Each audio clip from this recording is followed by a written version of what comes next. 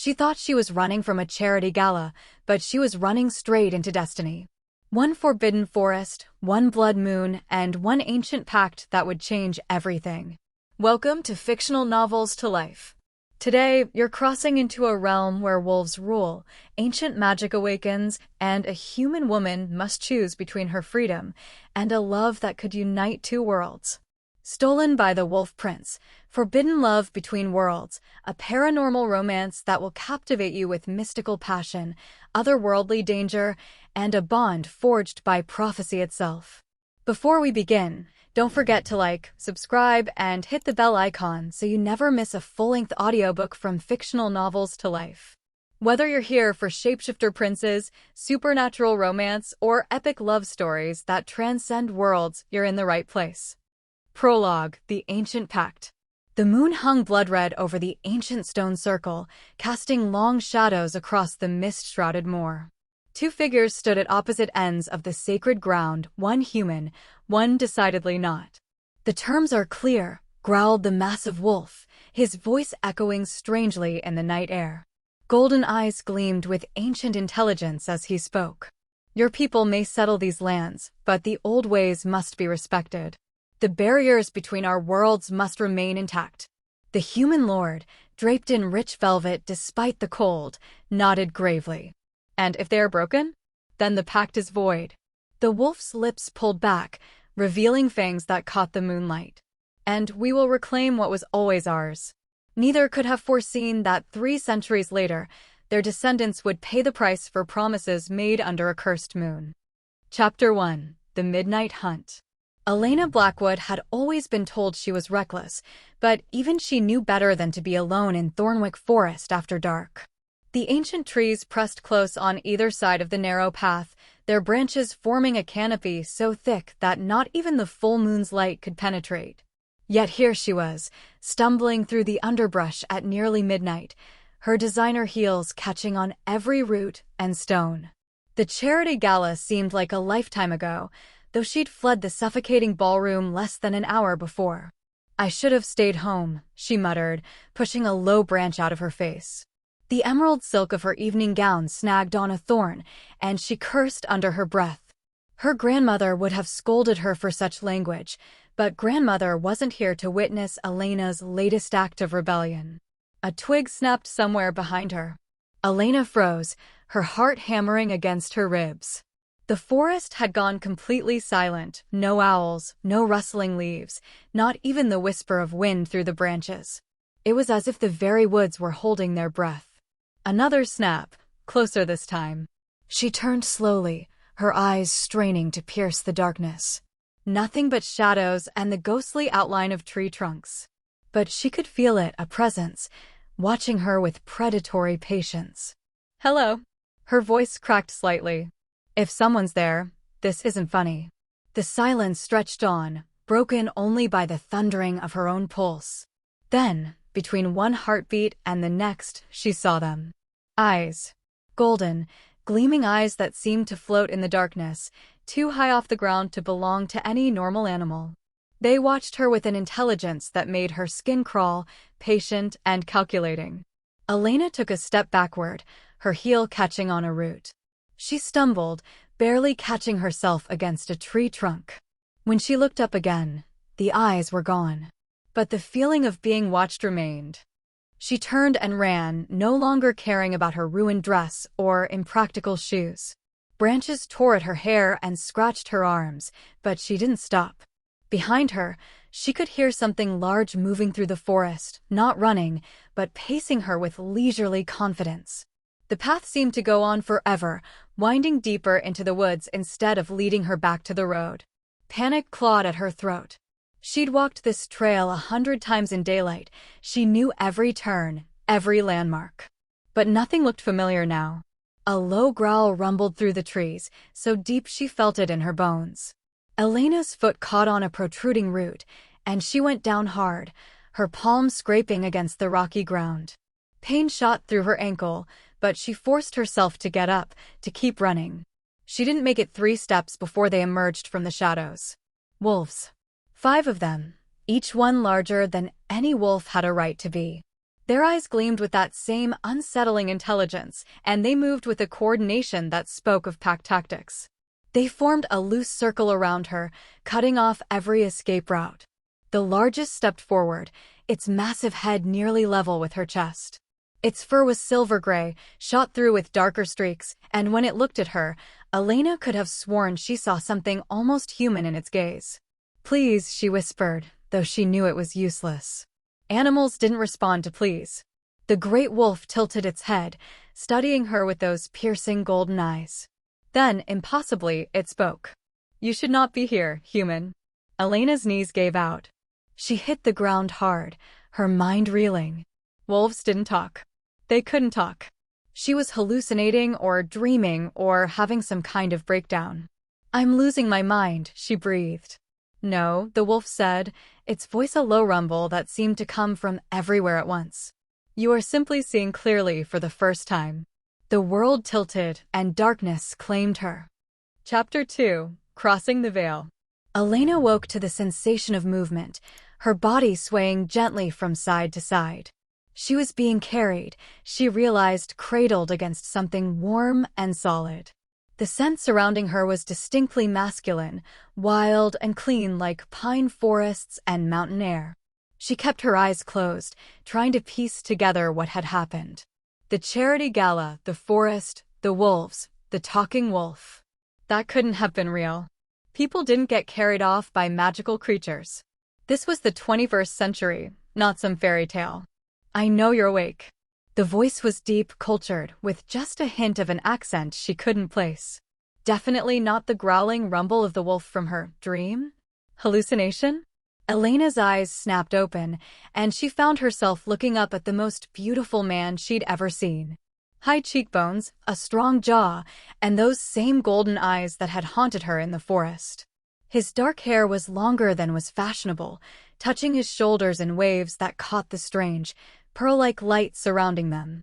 "You," she gasped, struggling to sit up. His arms tightened around her, keeping her still. "Careful," he said. "The crossing can be disorienting for humans." Crossing? Elena looked around and immediately wished she hadn't. They were moving through what looked like a tunnel of light, colors swirling past them in patterns that made her dizzy. "What is this place?" "The space between worlds," he replied matter-of-factly. "We should arrive soon." "Worlds." Elena's voice pitched higher. "Listen, I don't know what kind of elaborate joke this is, but I want to go home. Now." The man, if that's what he was, looked down at her with something that might have been amusement. "I'm afraid that's not possible. You've seen too much, Elena Blackwood." The fact that he knew her name sent a chill through her. "How do you?" "Your family has a long history with mine," he said. "Though I suspect you've been kept ignorant of it." Before she could ask what he meant, the tunnel of light began to fade. The sensation of movement slowed, and Elena found herself looking up at a night sky filled with stars she didn't recognize. 2 moons hung overhead, one silver and one a deep amber, casting everything in an ethereal glow. The man set her down gently, steadying her when she swayed. They stood on a hilltop overlooking a valley that took her breath away. A castle rose from the center of the valley, its spires reaching toward the twin moons. It was beautiful and terrible, ancient stone glowing with an inner light that seemed to pulse like a heartbeat. "Welcome to the Shadowlands," he said. "My realm." Elena stared at the impossible vista spread before her. "This can't be real. Reality is more fluid than your people believe." He gestured toward the castle. "Come. There are those who wish to meet you." "No." Elena backed away from him, her mind finally catching up to the situation. "I don't know who you are or how you did this, but I'm not going anywhere with you." He sighed, and for a moment, she thought she saw regret in those golden eyes. "I had hoped you would be more reasonable." "Reasonable?" Elena laughed, the sound sharp with hysteria. "You kidnapped me, claimed to be a talking wolf, and brought me to some fantasy land with 2 moons. Reasonable went out the window about an hour ago." 3 hours, he corrected. "Time moves differently here." "I don't care if it moves backwards," Elena snapped. "I want to go home." "And I told you, that's not possible." His voice hardened. "You've crossed the veil, Elena. Your presence has already been noted by the council. If I let you return now, others will come for you." Others who won't be as gentle. Gentle. Elena gestured at their surroundings. You call kidnapping gentle? I call it survival. He stepped toward her, and she backed away again. Your ancestor made a pact with mine 3 centuries ago. By entering the forest on the night of the blood moon, you've awakened obligations that have long lay dormant. I don't know what you're talking about. No, I don't suppose you do. He studied her face in the moonlight. Your family has done well to keep you ignorant. Perhaps they hoped the old ways would simply fade away. What old ways? What pact? Elena's voice cracked. I just want to understand what's happening to me. Something in her tone must have reached him, because his expression softened slightly. My name is Lucian, he said. Prince Lucian of the Shadowlands. And you, Elena Blackwood, are the last of your line. The last of my line? I have cousins, extended family. None with the true blood. He shook his head. None who carry the mark. What mark? Instead of answering, he reached out and touched her left shoulder, just above her heart. Elena gasped as warmth spread from the point of contact, and suddenly she could see it, a silvery mark in the shape of a crescent moon, glowing faintly through her skin. The mark of the pact, Lucian said quietly. It appears only in the presence of our kind, and only in the bloodline of those who made the original bargain. Elena stared down at the mark, her mind reeling. This is impossible. Is it? Lucian's hand was still on her shoulder, and she was acutely aware of the warmth of his touch. You've always been different, haven't you? Stronger, faster, more intuitive than those around you. You've always felt like you were meant for something more. She had.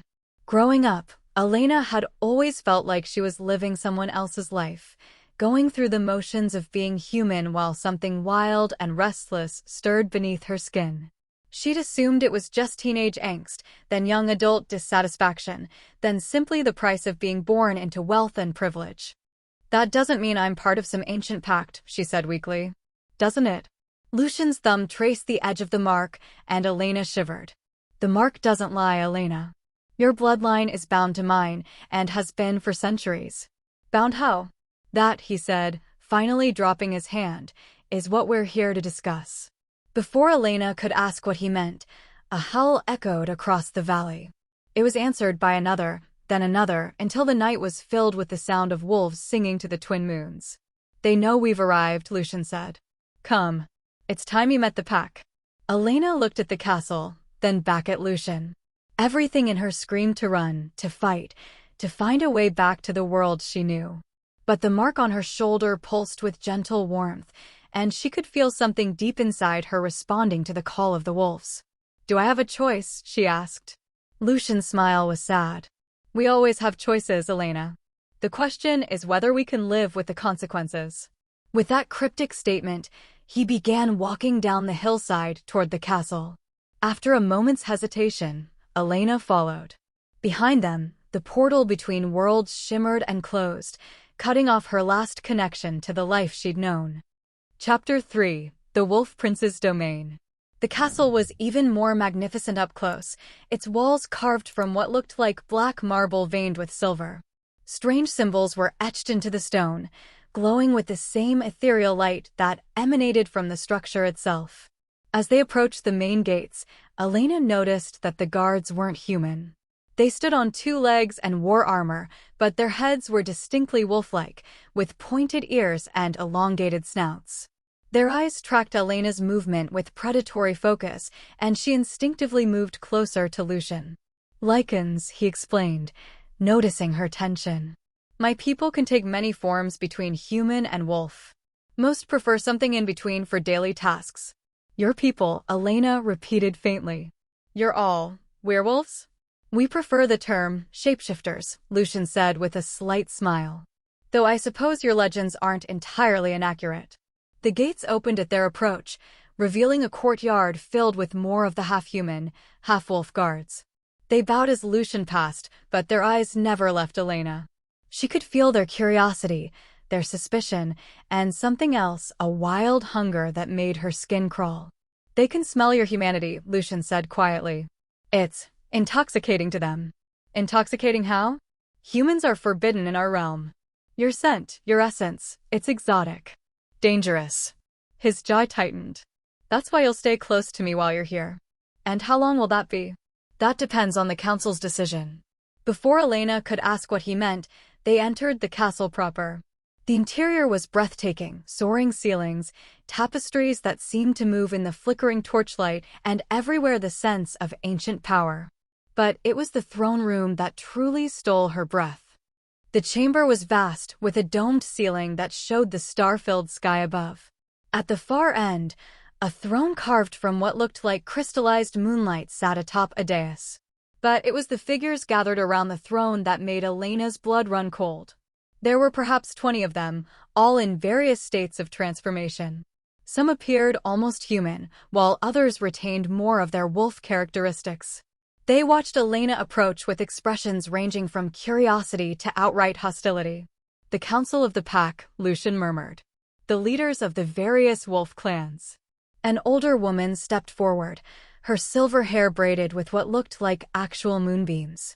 Her eyes were the pale blue of winter ice, and when she spoke, her voice carried the weight of centuries.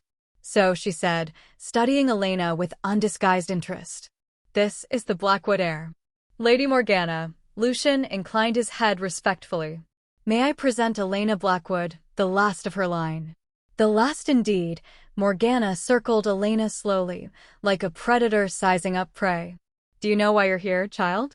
Elena lifted her chin, refusing to be intimidated. "Because your prince kidnapped me." A ripple of growls went through the assembled council, but Morgana simply smiled. "Spirit. Good. You'll need it for what's to come." "And what's that?" "The fulfillment of the Ancient Pact," said a new voice. Elena turned to see a massive man step forward, his transformation incomplete enough that fur covered half his face. 3 centuries ago, your ancestor promised his bloodline to ours in exchange for safe passage through our lands." "I don't understand." "The pact was simple," Morgana explained. "Your people could settle on the borders of our realm, but the old obligations would remain. When the time came, the last of the Blackwood line would come to us." "Come to you for what?" "To bind our peoples together," Lucian said quietly. "To renew the treaty between our worlds." Elena's stomach dropped. "You mean marriage?" "I mean mating," Morgana corrected. "A true bond between human and wolf, creating a bridge between our realms." "No." Elena shook her head vehemently. "Absolutely not. I won't be traded like some medieval bride." "You don't have a choice," the half-transformed man snarled. "The pact is binding." "Marcus," Lucian's voice carried a warning. "Remember to whom you speak." Marcus's lips pulled back in a snarl, but he stepped back. The tension in the room was palpable, and Elena could feel the weight of 20 pairs of predatory eyes upon her. "There must be another way," she said desperately. "Some other way to honor this pact." "There is," Morgana said thoughtfully. "The old laws allow for trial by combat. If you can defeat a champion of the pack in single combat, you'll be free to return to your world." "I'll do it." "Elena, no." Lucian caught her arm. "You don't understand what you're agreeing to." "I understand perfectly," Elena said, yanking her arm free. "Fight or be forced into some kind of supernatural marriage." "I'll take my chances with the fighting." "Very well," Morgana's smile was sharp. "The trial will take place tomorrow night, under the full moons. Prince Lucian will serve as our champion." Elena's heart sank. "Him? The one who brought you here must be the one to face you," Morgana explained. "It's the law."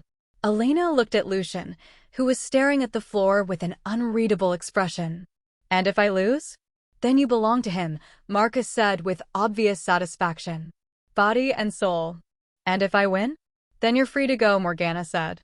"Though I should mention, no human has ever defeated a wolf prince in combat." Elena's mouth went dry, but she forced herself to nod. "I understand." "Good." Morgana clapped her hands, and several guards stepped forward. "Escort our guest to the tower chambers. She'll need her rest for tomorrow." As the guards moved to flank her, Elena caught Lucian's eye. For a moment, she thought she saw something like regret in his golden gaze. Then his expression hardened, and he turned away. "Sweet dreams, Elena Blackwood," Morgana called as the guards led her away. "Enjoy them while you can." Chapter 4. Prisoner of the Pack. The tower room was luxurious by any standard, a four-poster bed draped in midnight blue silk, a fireplace that crackled with warmth, and windows that looked out over the sprawling castle grounds. But luxury couldn't disguise the fact that Elena was a prisoner. She'd tested the door the moment the guards left. Locked, of course. The windows were too high to climb down from, and even if she could manage it, where would she go? She was trapped in another world, surrounded by shapeshifters who seemed to view her as either a prize to be won or a threat to be eliminated. Elena sank into the chair by the fire, her evening gown rustling around her. The emerald silk was torn and dirty from her flight through the forest, and she longed for her own clothes, her own bed, her own life. Everything felt surreal, like a nightmare she couldn't wake up from. A soft knock at the door interrupted her brooding. "Come in," she called, assuming it was a guard. Instead, a young woman entered, carrying a tray of food. She appeared fully human, with auburn hair and kind brown eyes, but Elena had learned not to trust appearances in this place. "I brought you dinner," the woman said with a gentle smile. "I thought you might be hungry." Elena's stomach chose that moment to growl loudly, reminding her that she hadn't eaten since before the charity gala. "Thank you," she said cautiously. "What's your name?" "Sarah." The woman set the tray on the small table by the window.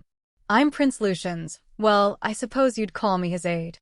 I handle his correspondence, manage his schedule, that sort of thing." "A secretary?" Elena couldn't hide her surprise. "You're human." "Half human," Sarah corrected with a rueful smile. "My mother was human, my father was one of the pack. I inherited enough wolf traits to live here, but not enough to fully belong." Elena studied the other woman's face. "That must be difficult." "It has its challenges," Sarah agreed. "But it also gives me a unique perspective. I understand both worlds, to some degree.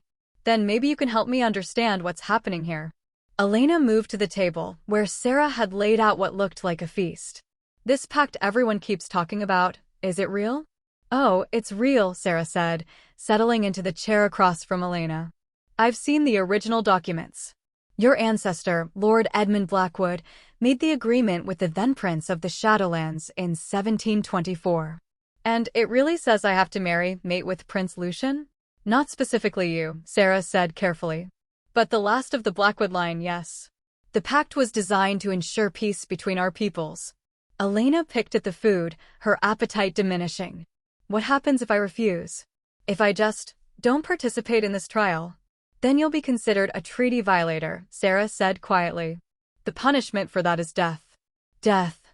Elena's fork clattered to the plate. "For not wanting to marry a stranger?" "For breaking a sacred oath," Sarah corrected. "The pact takes such things very seriously." Elena leaned back in her chair, feeling trapped. "So my choices are fight and probably die, or marry someone I don't love and definitely lose my freedom." "There is a third option," Sarah said hesitantly. "What?" "You could choose to mate with Prince Lucian willingly. If you accept the bond without the trial, you'd have much more freedom and influence as his mate." Elena shook her head. "I won't be forced into marriage, no matter how it's dressed up." "Even if you came to care for him?" Sarah asked gently. "Prince Lucian is a good man, Elena. He didn't want to bring you here, but the council demanded it once they learned you'd entered the forest on the blood moon. If he's so good, why did he kidnap me?" "Because the alternative was letting someone else do it," Sarah said simply. "There are those in the pack who would have been far less gentle in their methods." Elena thought about the hunger she'd seen in the eyes of the guards, the barely contained aggression of the council members. "People like Marcus?" "Marcus leads the faction that believes humans are inferior," Sarah nodded.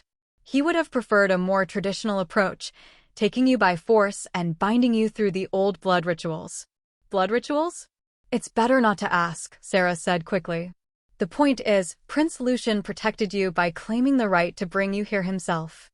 "Some protection," Elena muttered.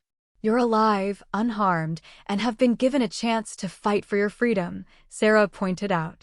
"That's more than most humans would get in this situation." Elena supposed that was true, but it didn't make her feel any better about her circumstances. "Tell me about him," she said reluctantly. "Prince Lucian." Sarah's expression softened. "He's been groomed for leadership since birth, but he's never let the power go to his head. He's fair, just, and he genuinely cares about his people. He's also... She paused, seeming to search for words. He's lonely. The responsibilities of leadership don't leave much room for personal relationships. So I'm supposed to be his consolation prize? You're supposed to be his equal, Sarah said firmly. The mate of a wolf prince isn't just a wife. She's a partner in ruling, a voice in the council, a bridge between worlds. Elena stared out the window at the twin moons. And if I can't be that? If I can't adjust to this world, this life, then you'll both be miserable, Sarah said honestly. Which is why I hope you'll at least try to get to know him before tomorrow night. Is that allowed? He's requested permission to speak with you before the trial, Sarah said. To explain the combat rules and other things. Elena's pulse quickened. When? Soon, Sarah stood and moved toward the door. I'll send someone with clothes more appropriate for your stay here. The dress you're wearing is beautiful, but not very practical. Thank you, Elena said, and meant it. Despite everything, she was grateful for Sarah's kindness. Elena, Sarah paused at the door. Whatever happens tomorrow, remember that you're stronger than you know. The mark on your shoulder, it's not just a symbol of the pact. It's a sign that you carry the blood of both worlds in your veins. Both worlds. Your ancestor's wife wasn't entirely human, Sarah said quietly. That's why the pact was possible in the first place. You have wolf blood, Elena. Somewhere deep down, you're one of us. With that bombshell, Sarah left, leaving Elena alone with her racing thoughts and the implications of what she'd just learned. Chapter 5: Royal Interrogation. Elena had barely processed Sarah's revelation when another knock came at her door. This time, she could sense who it was before she even spoke, a strange awareness that seemed to tingle along her skin. Come in, Prince Lucian. He entered carrying a bundle of clothing, his expression unreadable. He'd changed from his formal attire into simple black leather pants and a white shirt that emphasized the breadth of his shoulders. His dark hair was tied back, revealing the strong line of his jaw. How did you know it was me? He asked, setting the clothes on her bed. I don't know, Elena admitted. I just felt it. The awakening, he said quietly. The mark is calling to its counterpart. Its counterpart? Instead of answering, Lucian pushed up his sleeve, revealing a mark similar to hers, but where hers was a crescent moon, his was a full moon surrounded by stylized wolf tracks. The mark seemed to pulse with inner light, and Elena felt an answering warmth from her own. The binding marks, he explained. They've been dormant for centuries, waiting for the right time to activate. And what makes this the right time? The prophecy spoke of a time when both worlds would face a great threat, Lucian said, moving to stand by the window. When the barriers between realms would weaken, and old alliances would be needed to survive. What kind of threat? We don't know yet, he admitted. But there have been signs. Disturbances in the veil between worlds, creatures from the deep realms stirring, shadows moving where they shouldn't. Elena absorbed this information slowly. So this isn't just about some ancient pact. You actually need me for something. We need the bridge, Lucian corrected. The connection between human and wolf that you represent. And if I refuse? If I win tomorrow night? Then we'll face whatever's coming alone, he said simply. And we'll probably lose. Elena studied his profile in the moonlight. You're not exactly making a compelling case for letting me go. I'm not trying to, Lucian turned to face her. I'm trying to be honest with you. Something your family never was. What do you mean? The Blackwoods have known about this pact for generations, he said. They've been preparing for this day, training their descendants, keeping the bloodline pure. You think it's coincidence that you're unmarried at 25, that you've never felt truly connected to anyone? Elena's breath caught. You're saying my family manipulated my entire life? I'm saying they honored their obligations, Lucian said carefully. Even if they couldn't bring themselves to tell you the truth. The truth being that I was bred like a prize heifer for your royal pleasure? The truth being that you were born to be a queen, he snapped, his eyes flashing gold. To rule beside me, to help lead our people into a new age. You're not a victim, Elena. You're the most powerful woman in either world. I don't feel powerful, Elena said quietly. I feel trapped. Something in her tone seemed to reach him, because his expression softened. I know. And I'm sorry for that. If there had been any other way. But there wasn't. No, he agreed. There wasn't. They stood in silence for a moment, the weight of their circumstances settling between them. Finally, Elena spoke. Tell me about the trial tomorrow. What exactly will I be facing? Single combat, Lucian said. We'll both be given weapons of our choice, and we'll fight until one of us yields or... He trailed off. Or dies. Yes. Elena nodded, having expected as much. Will you be in your human form or your wolf form? Human, he said. The law requires that we meet as equals. Hardly equal, Elena said with a bitter laugh. You're a trained warrior with supernatural strength and reflexes. I'm a human woman whose greatest physical achievement is a college tennis championship. You're more than that, Lucian said intently. The wolf blood in your veins, it's awakening. You're stronger now than you were this morning, faster, more aware. By tomorrow night, you'll be even more so. As if to prove his point, Elena realized she could hear things she shouldn't be able to, conversations from floors below, the rustle of fabric as guards moved in the corridor, the distant howl of wolves in the forest. Her sense of smell had sharpened too. She could distinguish between the scents of different individuals, could even detect emotions through scent alone. This is permanent, she asked. The awakening? Yes. Once started, it can't be reversed. So even if I win tomorrow, I'll never be fully human again. No, Lucian said quietly. You won't. Elena sank into the chair, feeling the weight of yet another choice taken from her. Why didn't you tell me this before? Because you had enough to process, he said. And because I hoped. He stopped, shaking his head. What? I hoped you might choose to stay willingly, he admitted. That you might see what we could build together. And now? Now I have to face you in combat tomorrow night, he said grimly. And I have to try to win. Try to win. Elena looked up at him sharply. You mean you might not? I mean I'll do what I must, he said carefully. But I won't enjoy it. There was something in his tone that made Elena's pulse quicken. You're holding back something. Elena. Tell me. She stood, moving closer to him. What are you saying? He stared down at her, conflict clear in his golden eyes. The mating bond, he said finally. It's not just a political alliance. When two marked individuals come together, it creates a connection that goes deeper than marriage, deeper than love. It's a melding of souls. And it's already begun, he said quietly. The moment you entered our realm, the moment our marks activated, we became bound to each other. Not fully, not yet, but enough that. Enough that what? Enough that it will be agony to fight you, he said. And worse than agony to kill you. Elena's breath caught. But you'll do it anyway. If I must, he said. To preserve the law, to maintain the Pact's respect for the old ways, yes. I'll do it. And if I kill you? Then the Pact will choose a new leader, he said simply. And you'll be free to go. Just like that. Just like that. Elena studied his face, looking for any sign of deception. You're telling me the truth.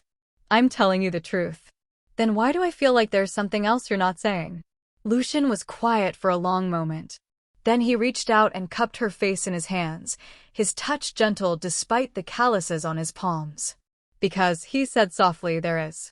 What? I'm falling in love with you, he said simply.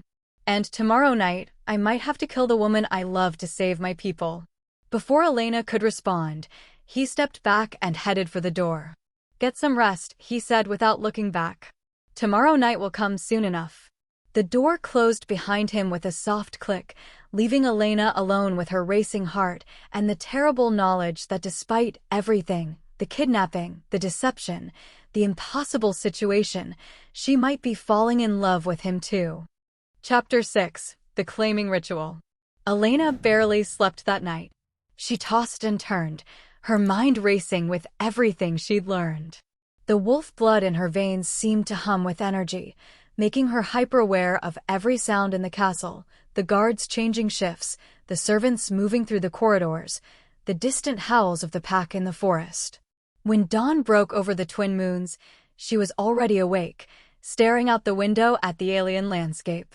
The clothes Lucian had brought her fit perfectly soft leather pants, a tunic that allowed for movement, and boots that felt like they'd been made for her feet. Everything was crafted from materials she didn't recognize, but they felt natural against her skin. A knock at the door interrupted her thoughts. "Come in," she called, expecting Sarah. Instead, Lady Morgana entered, followed by two other council members Elena recognized from the night before. All three women carried themselves with the fluid grace of predators, and their eyes gleamed with an inner light that spoke of barely contained power. "Time for the preparation ritual," Morgana announced. "You cannot face the trial without proper blessing." "Blessing?" Elena stood slowly, every instinct screaming danger. "What kind of blessing?" "The ancient rites," said one of the other women, her voice carrying a slight accent. "To awaken the full potential of your bloodline before the combat." "I thought you said the awakening was already happening." "It is," Morgana smiled, showing teeth that were slightly too sharp. "But it can be accelerated." Elena backed toward the window. "And if I refuse?" "Then you face Prince Lucian at a severe disadvantage," the third woman said. "The ritual will enhance your speed, strength, and reflexes. Without it, you have no chance of survival." "With it, I have a slim chance instead of none?" "Perhaps," Morgana said thoughtfully. "That depends on how much wolf blood you truly carry." Elena weighed her options. She could refuse the ritual and face Lucian knowing she'd certainly lose, or she could submit to whatever they had planned and hope it would give her an edge. Neither choice was appealing, but one offered hope. "What does the ritual involve?" she asked. "Blood," Morgana said simply. "Yours and ours. A mingling that will temporarily bridge the gap between your human and wolf natures." "Temporarily?" "The effects will fade after the trial," the second woman explained. "Unless you choose to make them permanent through the mating bond." Elena's stomach clenched. Everything seemed to circle back to that inevitable conclusion: marry Lucian or die trying to escape. "Fine," she said. "Do it." Morgana's smile widened. "Excellent. Come." They led her from the tower room down into the depths of the castle, through passages lit by flickering torches and lined with those strange glowing symbols. The air grew cooler as they descended, and Elena could smell something that made her newly awakened senses recoil: old magic, ancient and powerful. The ritual chamber was circular, carved from black stone and dominated by a raised platform in the center. Channels cut into the stone floor formed intricate patterns that hurt to look at directly, and Elena realized they were meant to channel blood. "Remove your shirt," Morgana commanded. Elena hesitated. "Is that necessary?" "The marks must be exposed to the moonlight," the third woman explained, gesturing to openings in the ceiling that let in the silver and amber glow of the twin moons. "The ritual won't work otherwise." Reluctantly, Elena pulled off her tunic, grateful that the undergarments Sarah had provided were more substantial than modern lingerie. The crescent moon mark on her shoulder seemed to pulse in response to the moonlight, and she felt a strange tingling in her veins. "Step onto the platform," Morgana directed. Elena did as instructed, trying not to think about how much this resembled a sacrificial altar. The other two women positioned themselves at opposite points around the circle, while Morgana stood directly in front of her. "Give me your hands," Morgana said, producing a curved blade that looked like it had been carved from obsidian. Elena extended her hands, trying to keep them steady. The blade was sharp enough that she barely felt it slice across her palms, but the blood that welled up was darker than it should have been, with an almost metallic sheen. "The wolf blood responds," Morgana murmured approvingly. She made similar cuts on her own palms, then grasped Elena's hands, their blood mingling and dripping onto the stone platform. The effect was immediate and overwhelming. Power surged through Elena's body like electricity, making her muscles spasm and her vision blur. She could feel her bones shifting, her senses expanding beyond human limitations. The world exploded into scents and sounds she'd never experienced, a symphony of sensation that threatened to drive her mad. "Accept it," Morgana's voice seemed to come from very far away. "Don't fight the change."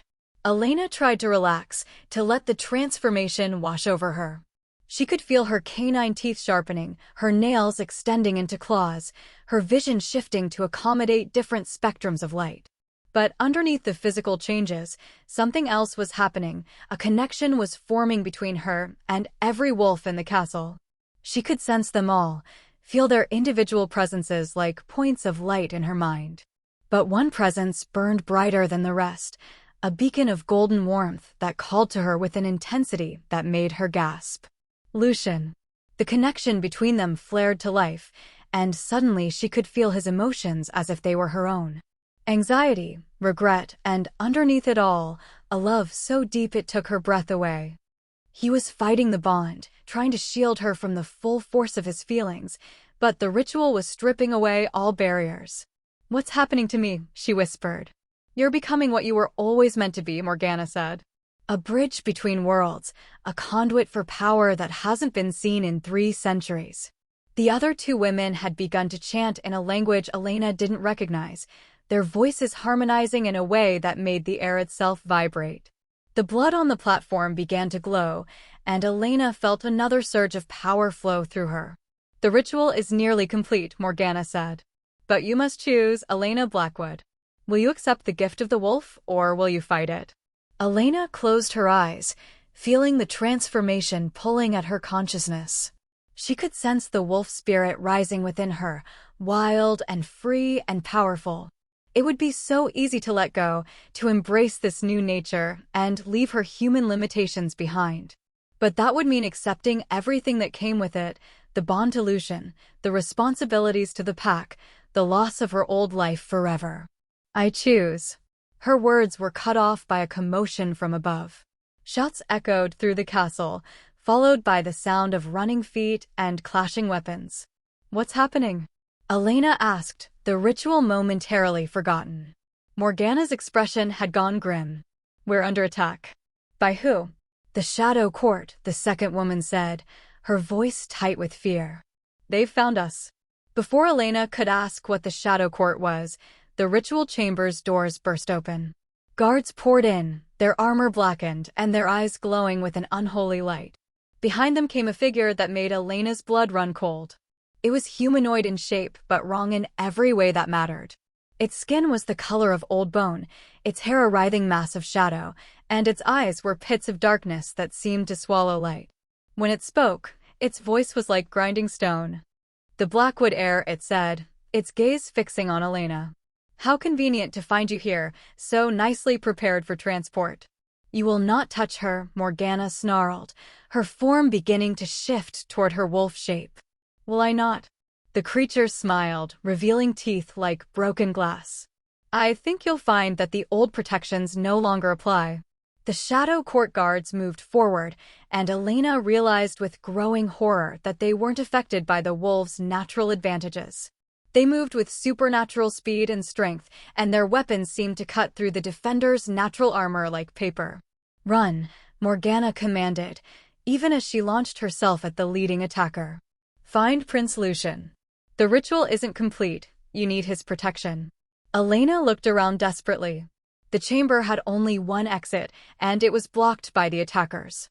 But the openings in the ceiling that let in the moonlight were large enough for a person to squeeze through, if they could reach them. The partial transformation from the ritual had enhanced her physical abilities beyond human norms. Elena leaped, her fingers catching the edge of the opening. She hauled herself up with strength she didn't know she possessed, emerging onto the castle's roof just as the sounds of battle intensified below. The night air was filled with howls and the clash of weapons. In the courtyard below, she could see wolves fighting against the Shadow Court forces, their natural ferocity matched against supernatural malevolence. And in the center of it all, she spotted Lucian. He was magnificent in combat, moving with a lethal grace that spoke of centuries of training. His sword seemed to dance in his hands, cutting down enemies with fluid precision. But even as she watched, more Shadow Court warriors poured through breaches in the castle walls. Elena made her decision. The trial could wait right now, her people needed her. Her people. The thought surprised her, but she realized it was true. Whatever else happened, she couldn't stand by and watch them be slaughtered. She made her way across the rooftops, using her enhanced abilities to leap between buildings with cat-like grace. The castle was a maze of levels and towers, but somehow she knew exactly where she needed to go. The main courtyard was chaos. Bodies littered the ground, both wolf and shadow court, and the smell of blood and death was overwhelming.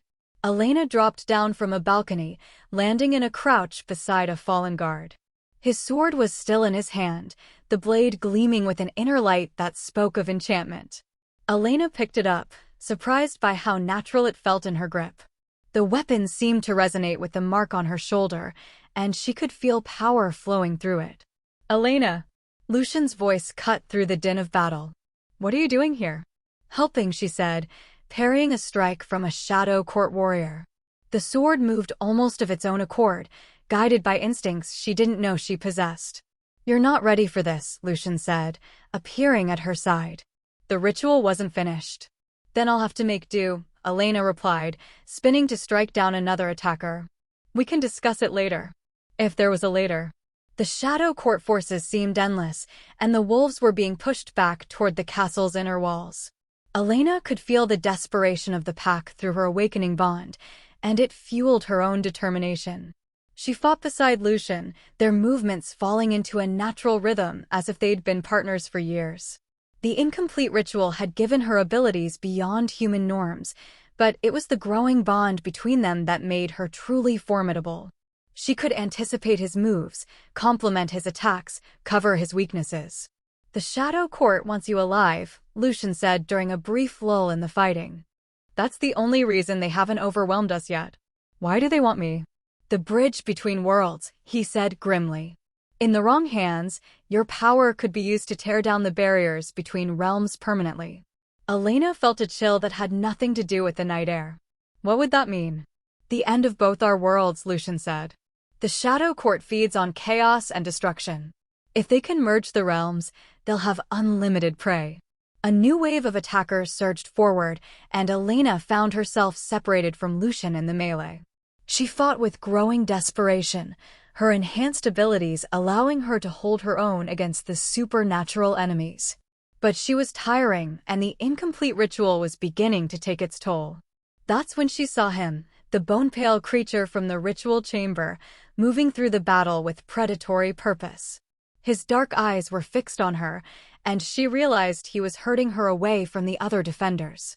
"Time to go, little wolf," he said, his voice carrying easily over the din of combat. "You've played at being a warrior long enough." "I'm not going anywhere with you," Elena snarled, raising her sword. "Oh, but you are," he smiled, and Elena saw that his teeth were indeed made of broken glass. "You see, I have something you want." He gestured, and two Shadow Court warriors dragged a struggling figure forward. Elena's heart stopped when she recognized Sarah, the half-human woman who had shown her kindness in this strange world. "Let her go," Elena demanded. "She's not part of this." "She is now," the creature said.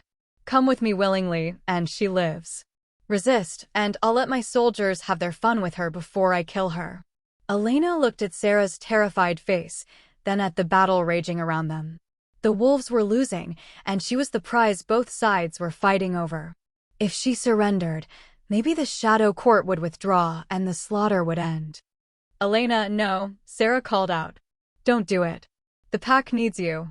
"The pack needs me alive," Elena said quietly. "Even if it means being a prisoner." She lowered her sword, and the bone-pale creature smiled in triumph. Wise choice. But as the Shadow Court warriors moved to surround her, Elena heard something that made her heart soar, the sound of reinforcements arriving. A howl echoed across the battlefield, followed by dozens of others. The pack was rallying. "Another time, little wolf," the creature said, backing toward the castle walls. "But we will have you eventually." "I wouldn't count on it," Elena said, raising her sword again. The creature laughed, a sound like breaking glass. "We'll see." The Shadow Court forces began to withdraw, melting back into the darkness from which they'd come. In minutes, the courtyard was empty except for the wounded and the dead. Elena dropped her sword and ran to Sarah, who was pale but unharmed. "Are you all right?" "I'm fine," Sarah said, though her voice shook. "But Elena, what they said about the bridge between worlds." "I know," Elena said grimly. "I felt it during the ritual. The connection to all the realms. Which is why the trial must proceed," Morgana said, approaching from the castle. She was wounded, her left arm hanging uselessly at her side, but her eyes were as sharp as ever. The Shadow Court knows about your awakening. They'll be back in greater numbers. Then we fight them, Elena said. We can't, Lucian said, joining them. His face was grim. Not as we are. The pack is strong, but the Shadow Court has numbers we can't match. We need the full power of the bond to stand against them. Elena looked around at the carnage, at the wounded wolves being tended by their packmates, at the fear in everyone's eyes. The trial will proceed as planned, Morgana said firmly. But now you understand what's at stake. This isn't just about the Ancient Pact anymore. It's about the survival of both worlds. Elena nodded slowly. Then let's get it over with. The moons are reaching their zenith, Lucian said, looking up at the sky. It's time. As if his words were a signal, the pack began to gather in the courtyard. Despite their wounds, despite their losses, they formed a circle around Elena and Lucian. The ritual of combat was about to begin. Are you ready? Lucian asked quietly. Elena looked at him, this man who had kidnapped her, who had turned her world upside down, who had somehow become the most important person in her life. As ready as I'll ever be. Then let's begin. Chapter 7: Secrets of the Castle. The combat circle formed in the castle's great courtyard, lit by the twin moons overhead and the flickering torches held by the pack. Elena stood at one end, still holding the enchanted sword she'd claimed during the battle. Across from her, Lucian drew his own blade, a magnificent weapon that seemed to be forged from moonlight itself. The rules are simple, Morgana announced, her voice carrying despite her injuries. Single combat until one yields or falls. No magic beyond what flows in your blood, no assistance from the pack. The victors will become law. Elena tested the weight of her sword, grateful for the enhanced reflexes the partial ritual had given her. She could feel the wolf blood singing in her veins, lending her strength and speed beyond human limits. But Lucian had been born to this, trained from childhood. The odds were still heavily against her. Begin, Morgana called. Lucian moved first, his blade whistling through the air in a perfect arc. Elena barely got her sword up in time to block, the impact sending shockwaves up her arms. He was holding back. She realized this strike could have taken her head off if he'd wanted it to. They circled each other warily, testing each other's defenses. Elena was faster than she'd expected, her movements fluid and precise. The sword felt natural in her hands, as if she'd been training with it for years instead of minutes. You're doing well, Lucian said quietly, their blades locked together. Better than I expected. Surprised? Elena pushed back, breaking the lock and spinning away. Impressed, he corrected, following her movement with his own spin. But this is just the beginning. He attacked in earnest then, his blade moving in patterns too complex for Elena to follow. She relied on instinct, letting her awakened wolf nature guide her responses. Steel rang against steel, and she found herself giving ground steadily. But as they fought, Elena began to notice something. The bond between them was growing stronger, and she could feel his emotions as clearly as her own. He was conflicted, fighting against every instinct to protect her. Every strike he made was calculated not to cause permanent damage. Every opening he created was smaller than it could have been. You're holding back, she accused during a brief pause. I'm fighting to win, he replied, but his eyes told a different story. No, you're fighting not to hurt me, Elena said. That's not the same thing. Elena. She attacked while he was distracted, her blade slicing across his ribs. It was a shallow cut, but it drew blood and proved her point. Lucian could have avoided it easily if he'd been fighting at full strength. Fight me properly, she demanded. I won't be coddled. Something changed in Lucian's expression then, a hardening of resolve that made Elena's heart skip. As you wish. The real battle began then. Lucian moved like liquid death, his sword dancing through patterns that seemed to bend reality around them. Elena found herself pushed to her absolute limits, her enhanced abilities barely keeping her alive. But the bond between them worked both ways. As Lucian opened himself to his full combat potential, Elena could feel his knowledge flowing into her mind. 3 centuries of training, of studying the blade, of perfecting his art. She began to anticipate his moves, to counter techniques she'd never seen before. Impossible, someone in the crowd whispered. Elena spun under a high cut, her blade flashing up to catch Lucian's wrist. He twisted away, but not before she'd drawn blood. They were both breathing hard now, sweat gleaming on their skin despite the cool night air. "The bond," Lucian said, wonder in his voice. "It's allowing you to access my memories." "Is that cheating?" "I don't know," he admitted. "It's never happened before." They came together again, moving in perfect synchronization. To the watching pack, it must have looked like a dance, two figures moving in harmony, their blades singing through the air. But Elena could feel the deadly intent behind every strike, the split-second decisions that meant the difference between life and death. She was learning, adapting, growing stronger with every exchange. The wolf blood in her veins was responding to the combat, awakening abilities she'd never known she possessed. Her senses expanded until she could track the movement of every dewdrop on the grass, could hear the individual heartbeats of every wolf in the circle. "You're magnificent," Lucian said, and she could feel his admiration through their connection. "Magnificent enough to beat you?" "We'll see." They fought on, neither able to gain a decisive advantage. Elena's youth and desperation were matched against Lucian's experience and training. But as the minutes passed, she began to notice something else. The bond between them was affecting more than just their combat abilities. She could feel his love for her, deeper and more intense than anything she'd ever experienced. It was matched by her own growing feelings, emotions she'd been trying to deny since the moment she'd first seen him. The realization was both exhilarating and terrifying. "I can feel what you feel," she said during a brief lull. "I know," he replied. "I can feel you too. This is what the mating bond is like." "A pale shadow of it," Lucian said. "The full bond is indescribable."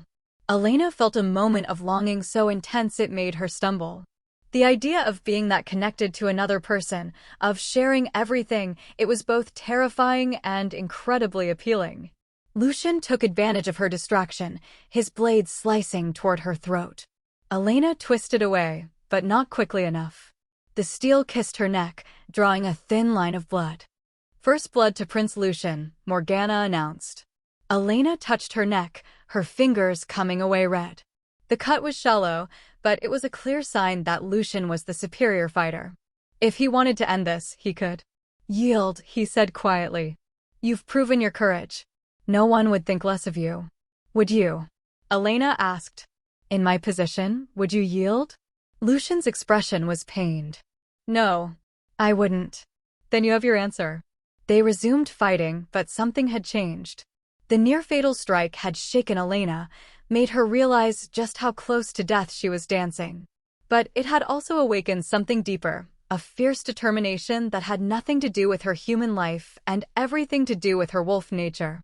She could feel the Pact's energy flowing into her, their collective will lending her strength.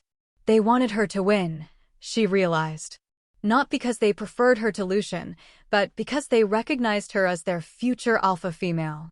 "The Pact accepts you," Lucian said, reading her realization in her expression. "They see you as one of us. Is that enough?" Elena asked, pressing her attack with renewed vigor. "It's everything," he replied. They fought in earnest now, both giving everything they had. Elena's blade found its mark again and again, leaving shallow cuts on Lucian's arms and torso. But his strikes were more precise, more dangerous. She was tiring, and they both knew it. "Last chance," Lucian said, his blade at her throat again. "Yield, and I'll make sure you're treated well." "As your prisoner?" "As my mate," he said simply. "The bond is already forming, Elena. Can't you feel it?" She could.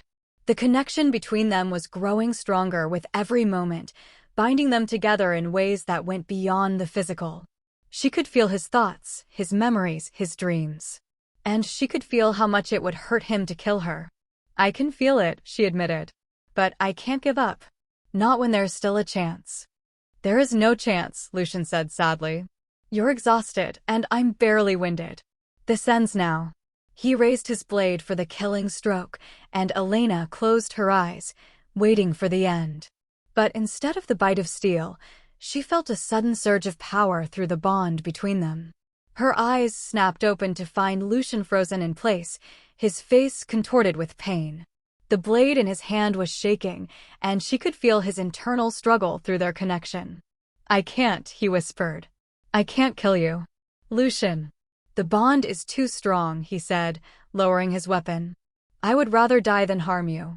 Elena stared at him, understanding flooding through her. "You're yielding."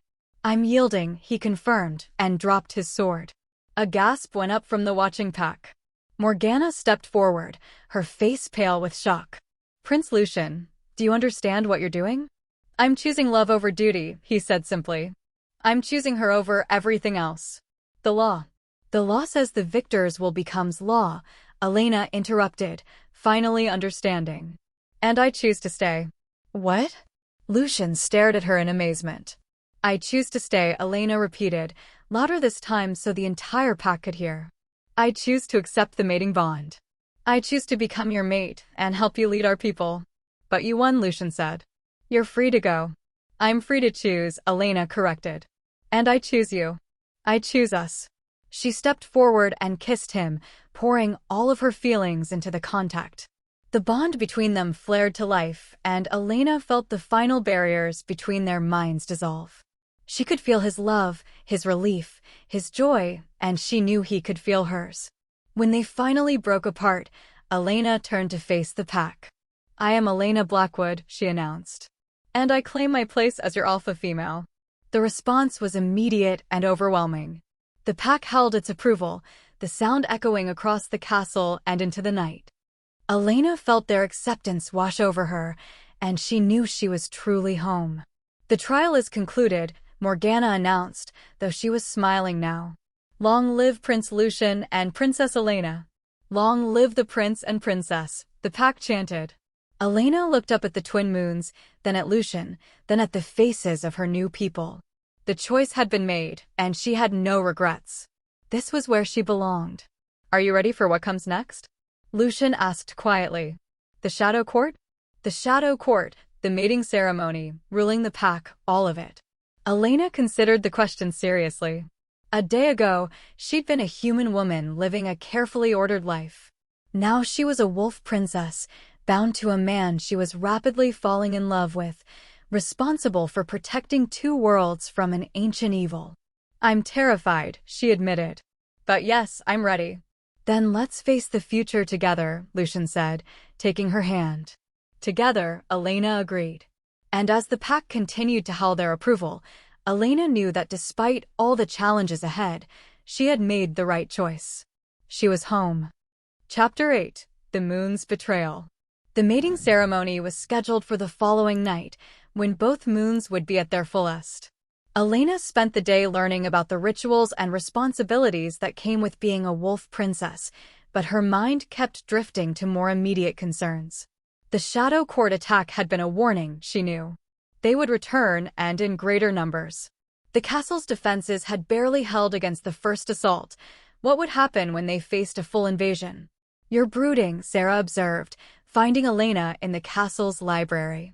The room was magnificent, with shelves that stretched to the vaulted ceiling and books that seemed to glow with their own inner light. "I'm planning," Elena corrected, looking up from the ancient tome she'd been studying. "Tell me about the Shadow Court. How long have they been a threat?" "Since the beginning," Sarah said, settling into the chair across from her. "They're what's left of the old Chaos Gods, the ones who ruled before the worlds were separated. They've been trying to break down the barriers between realms for millennia. And now they think they can use me to do it."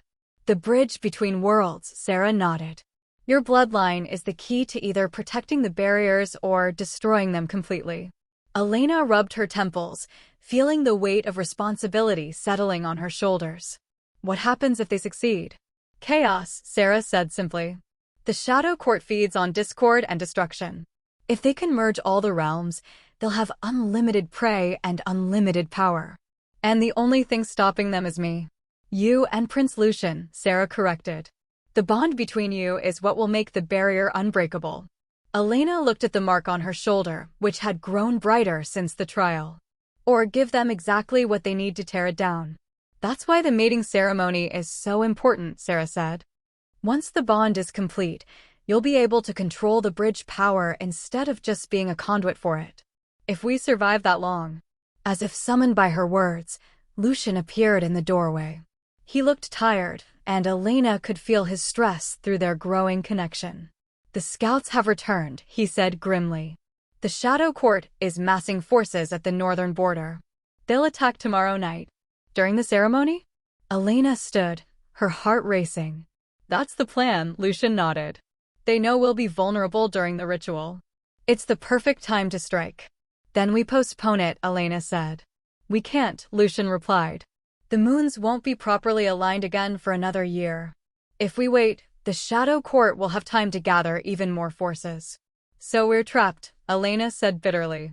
"Complete the bonding and be attacked during our most vulnerable moment, or wait and face an even larger army." "There might be another way," Sarah said quietly. "But you're not going to like it." Both Elena and Lucian turned to look at her. "What do you mean?"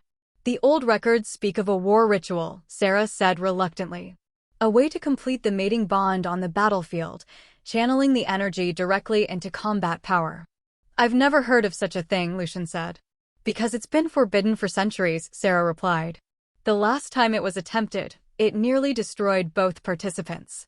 But if it works, we'd be able to fight the Shadow Court at full strength," Elena finished.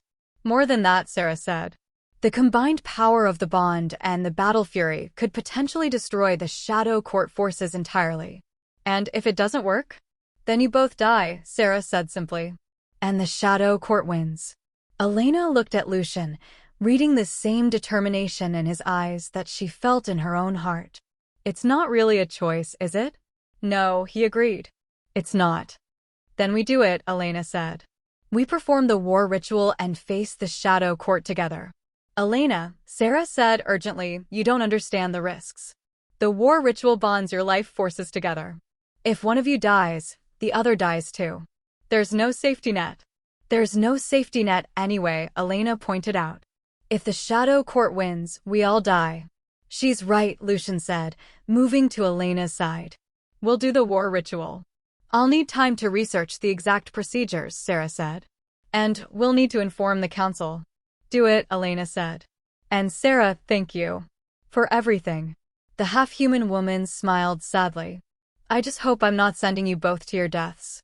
After Sarah left, Elena and Lucian stood in comfortable silence, each lost in their own thoughts.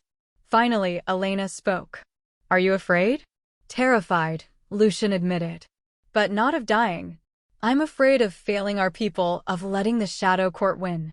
"I'm afraid of the bond," Elena said quietly. "Of losing myself in it." "You won't," Lucian said, turning to face her.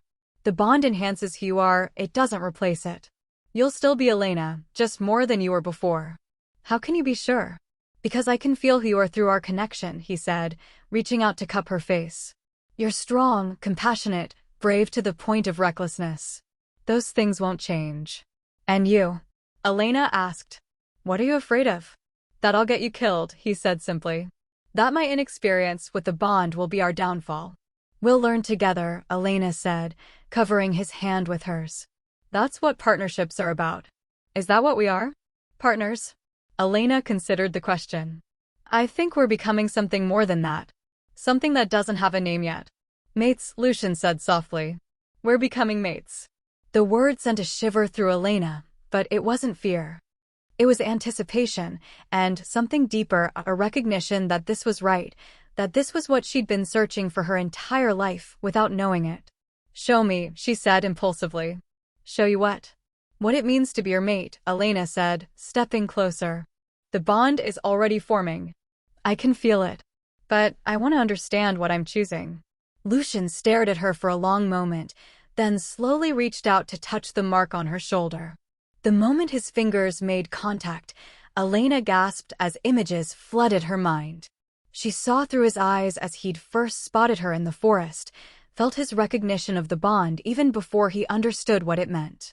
She experienced his conflict over kidnapping her, his growing love, his desperation during the trial. But beyond the memories, she could feel the depth of his connection to the pack, to the land, to the responsibilities that came with leadership. It's overwhelming, she whispered. That's just the surface, Lucian said. The full bond is indescribable. Will I lose myself in it? You'll find yourself, he said with certainty. The bond doesn't diminish, Elena. It amplifies. She pulled back, processing what she'd experienced. And tomorrow night, we'll complete it in the middle of a battle. The war ritual will make us stronger, Lucian said, his golden eyes intense. But it will also make us more vulnerable to each other. Every emotion, every thought, every fear will be shared between us. Elena nodded, understanding the implications. No secrets. No secrets, he agreed. Are you prepared for that? I don't know, Elena admitted. But I'm willing to try. Before Lucian could respond, the library doors burst open. Marcus strode in, his face flushed with anger, followed by several other council members. Is it true? Marcus demanded. Are you planning to perform the forbidden ritual? If that's what it takes to defeat the Shadow Court, Lucian replied calmly. Yes. You'll kill her, Marcus snarled. The war ritual is suicide for a human, even one with wolf blood. That's our choice to make, Elena said, stepping forward. Not yours. Marcus's eyes flashed. You don't understand what you're risking. The ritual will consume you both. And if we don't do it, the Shadow Court will consume us all, Elena shot back. At least this way, we have a chance. A chance. Marcus laughed bitterly. You have a death wish. Enough. Lucian's voice carried the weight of command. The decision is made. We perform the war ritual tomorrow night. The council will never approve this, Marcus said. The council will do as their prince commands, Lucian replied coldly. Or they can choose a new leader. The threat hung in the air like a blade. After a tense moment, Marcus backed down, but his expression promised that this wasn't over. Come, Lucian said to Elena once the council members had left. There's something I need to show you. He led her through corridors she hadn't seen before, deeper into the castle. They stopped at a heavy door marked with symbols that seemed to shift and writhe when she looked at them directly. The war chamber, Lucian explained, pressing his palm to the door. It opened with a sound like distant thunder. This is where the ritual will take place. The room beyond was circular, with a raised dais in the center. The walls were covered in weapons of every description, from ancient swords to modern firearms. But it was the dais that drew Elena's attention. It was carved with intricate symbols that seemed to pulse with their own light. The ritual circle, Lucian said, following her gaze. It's been here since the castle was built, waiting for this moment. It's beautiful, Elena breathed, stepping closer. And terrifying. It should be, Lucian said. The war ritual isn't just about bonding, it's about transformation. We'll become something new, something that's never existed before. What do you mean? The bridge between worlds, he said simply. Not just a symbol or a bloodline, but a living connection. We'll be able to see into all the realms, to sense threats before they manifest. Elena shivered. That sounds like a heavy burden. It is, Lucian agreed. But it's also the only way to protect both our worlds. They stood in silence for a moment, contemplating the weight of what they were about to undertake. Finally, Elena spoke. I should write a letter, she said. To my family. In case we don't survive, Lucian finished. Yes. That's wise. Will you help me? I don't even know how to explain any of this. Of course. He took her hand, and she felt the warmth of their connection pulse between them. But Elena, whatever happens tomorrow night, I want you to know that these past days have been the most meaningful of my life. Even though you kidnapped me? Even though I kidnapped you, he said with a rueful smile. Though I prefer to think of it as fate bringing us together. Fate has a twisted sense of humor, Elena said, but she was smiling too. Indeed it does. As they left the war chamber, Elena caught sight of movement in the shadows. For just a moment, she thought she saw red eyes watching them from the darkness. But when she looked again, nothing was there. Lucian, she said urgently. I think we're being watched. He tensed, his nostrils flaring as he scented the air. Shadow Court, he said grimly. They're already inside the castle. How is that possible?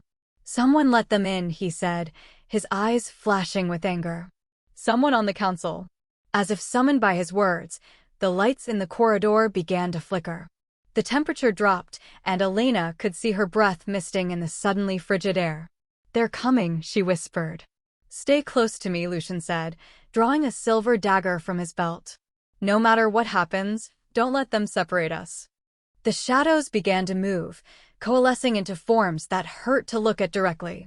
Elena felt her newly awakened wolf senses screaming danger, but she stood her ground beside Lucian.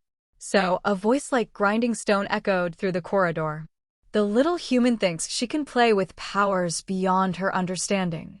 A figure emerged from the shadows, tall, gaunt, with eyes like burning coals. Its presence made Elena's skin crawl, but she forced herself to meet its gaze. "I understand enough," she said, surprised by the steadiness of her own voice. "I understand that you're afraid of what Lucian and I represent." "Afraid?" The shadow creature laughed, a sound like breaking glass. "We are not afraid, little bridge. We are hungry." "Then you'll go hungry," Lucian snarled, stepping protectively in front of Elena. "She's under my protection." "Your protection?" The creature circled them slowly, its form shifting and wavering. "You cannot even protect yourself, Wolf Prince. Your own counsel betrays you." "What do you mean? Did you think we found this place by accident?" The creature's smile was full of needle-sharp teeth. "Your loyal Marcus has been most helpful." Elena felt Lucian's rage flare through their connection. "Marcus," he growled. "The ritual will never take place," the shadow creature continued. "We will take the bridge tonight and use her power to tear down the barriers between worlds." "Over my dead body," Lucian said. "If necessary," the creature agreed. "Though we'd prefer to keep you alive to watch as we unmake everything you've sworn to protect." Elena felt something building inside her, a power she didn't understand but instinctively knew how to use. The mark on her shoulder blazed with silver light, and she could feel the corresponding response from Lucian's mark. "You want the bridge," she said, stepping out from behind Lucian. "Then come and take it." The creature lunged forward, but Elena was ready. The power flowed through her, and she felt Lucian's strength joining with hers. Together, they pushed back against the shadow, their combined will creating a barrier of pure light. The creature shrieked and dissolved, but Elena knew it was only a temporary victory. More shadows were gathering, and she could feel their hunger pressing against her mind. "We need to get to the war chamber," Lucian said urgently. "It's the only place we'll be safe." "The ritual. We may have to do it tonight," he said grimly. "Ready or not?" They ran through the corridors, shadows snapping at their heels. Behind them, Elena could hear the sounds of battle as the castle's defenses engaged the shadow court forces. They burst into the war chamber just as the first wave of shadow creatures reached the door. "Seal it," Lucian commanded, and Elena pressed her palm to the door alongside his. The symbols flared to life, creating a barrier that the shadows couldn't cross. "It won't hold them for long," Lucian said, moving to the ritual circle. "We need to begin the ceremony now." "But we don't have the proper preparations," Elena protested. Sarah said we might die," Lucian interrupted. "But we'll definitely die if we wait. The bond is strong enough, we can do this." Elena looked at the circle, at the weapons lining the walls, at the man she'd come to love in such a short time. "Together." "Together," he confirmed. As they stepped into the circle, Elena felt the ancient magic stirring to life around them. The war ritual was about to begin, and with it, their transformation into something the world had never seen before. Chapter 9: Blood and Desire. The moment their feet touched the ritual circle, Elena felt the world shift around them. The symbols carved into the stone blazed with silver fire, and the air itself seemed to thicken with ancient power. Through the sealed door, she could hear the shadow court creatures clawing at the barriers, their inhuman shrieks echoing through the castle. "Give me your hand," Lucian said, his voice strained with the effort of maintaining the door's seal. Elena reached out, and the moment their fingers touched, the ritual circle erupted in light. The power was overwhelming. She felt Lucian's consciousness merge with hers, their thoughts and emotions becoming one. But instead of losing herself, she felt more complete than ever before. "The weapons," Lucian gasped, his eyes now glowing with the same silver light as the circle. "We need to choose our weapons." Elena looked at the walls, and somehow she knew exactly what to take. A pair of curved daggers seemed to call to her, their blades etched with runes that matched the ones on her skin. She pulled them from their mounting, and they felt perfectly balanced in her hands. Lucian had chosen a massive sword, its blade singing with power as he lifted it. "The bonding words," he said. "We need to speak them now." "I don't know them," Elena said, panic creeping into her voice. "You do," he said with certainty. "The knowledge is in your blood. Trust it." Elena closed her eyes and felt the words rising from somewhere deep within her. "By blood and bone, by moon and star, I bind my soul to yours. By fang and claw, by strength and will, I claim you as my mate," Lucian responded, his voice echoing with power. The circle pulsed, and Elena felt something fundamental shift inside her. The bond that had been growing between them suddenly snapped into place, complete and unbreakable. She could feel Lucian's strength flowing into her, just as her humanity was tempering his wilder instincts. "The transformation," Lucian said, his voice tight with concentration. "It's beginning." Elena looked down at her hands and gasped.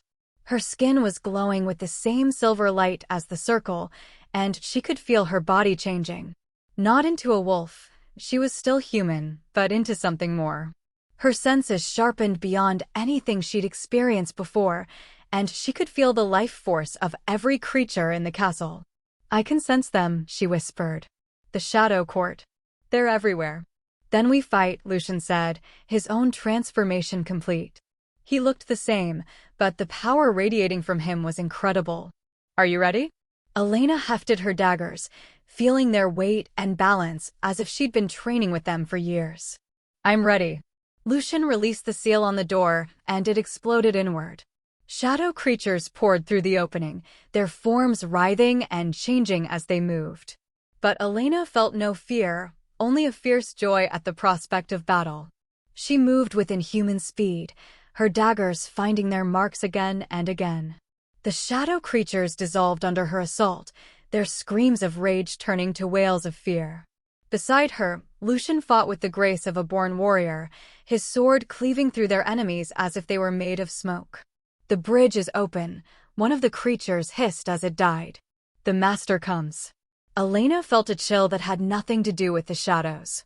Through the broken door, she could see a figure approaching, tall, imposing, with eyes like burning stars. This was no mere shadow creature.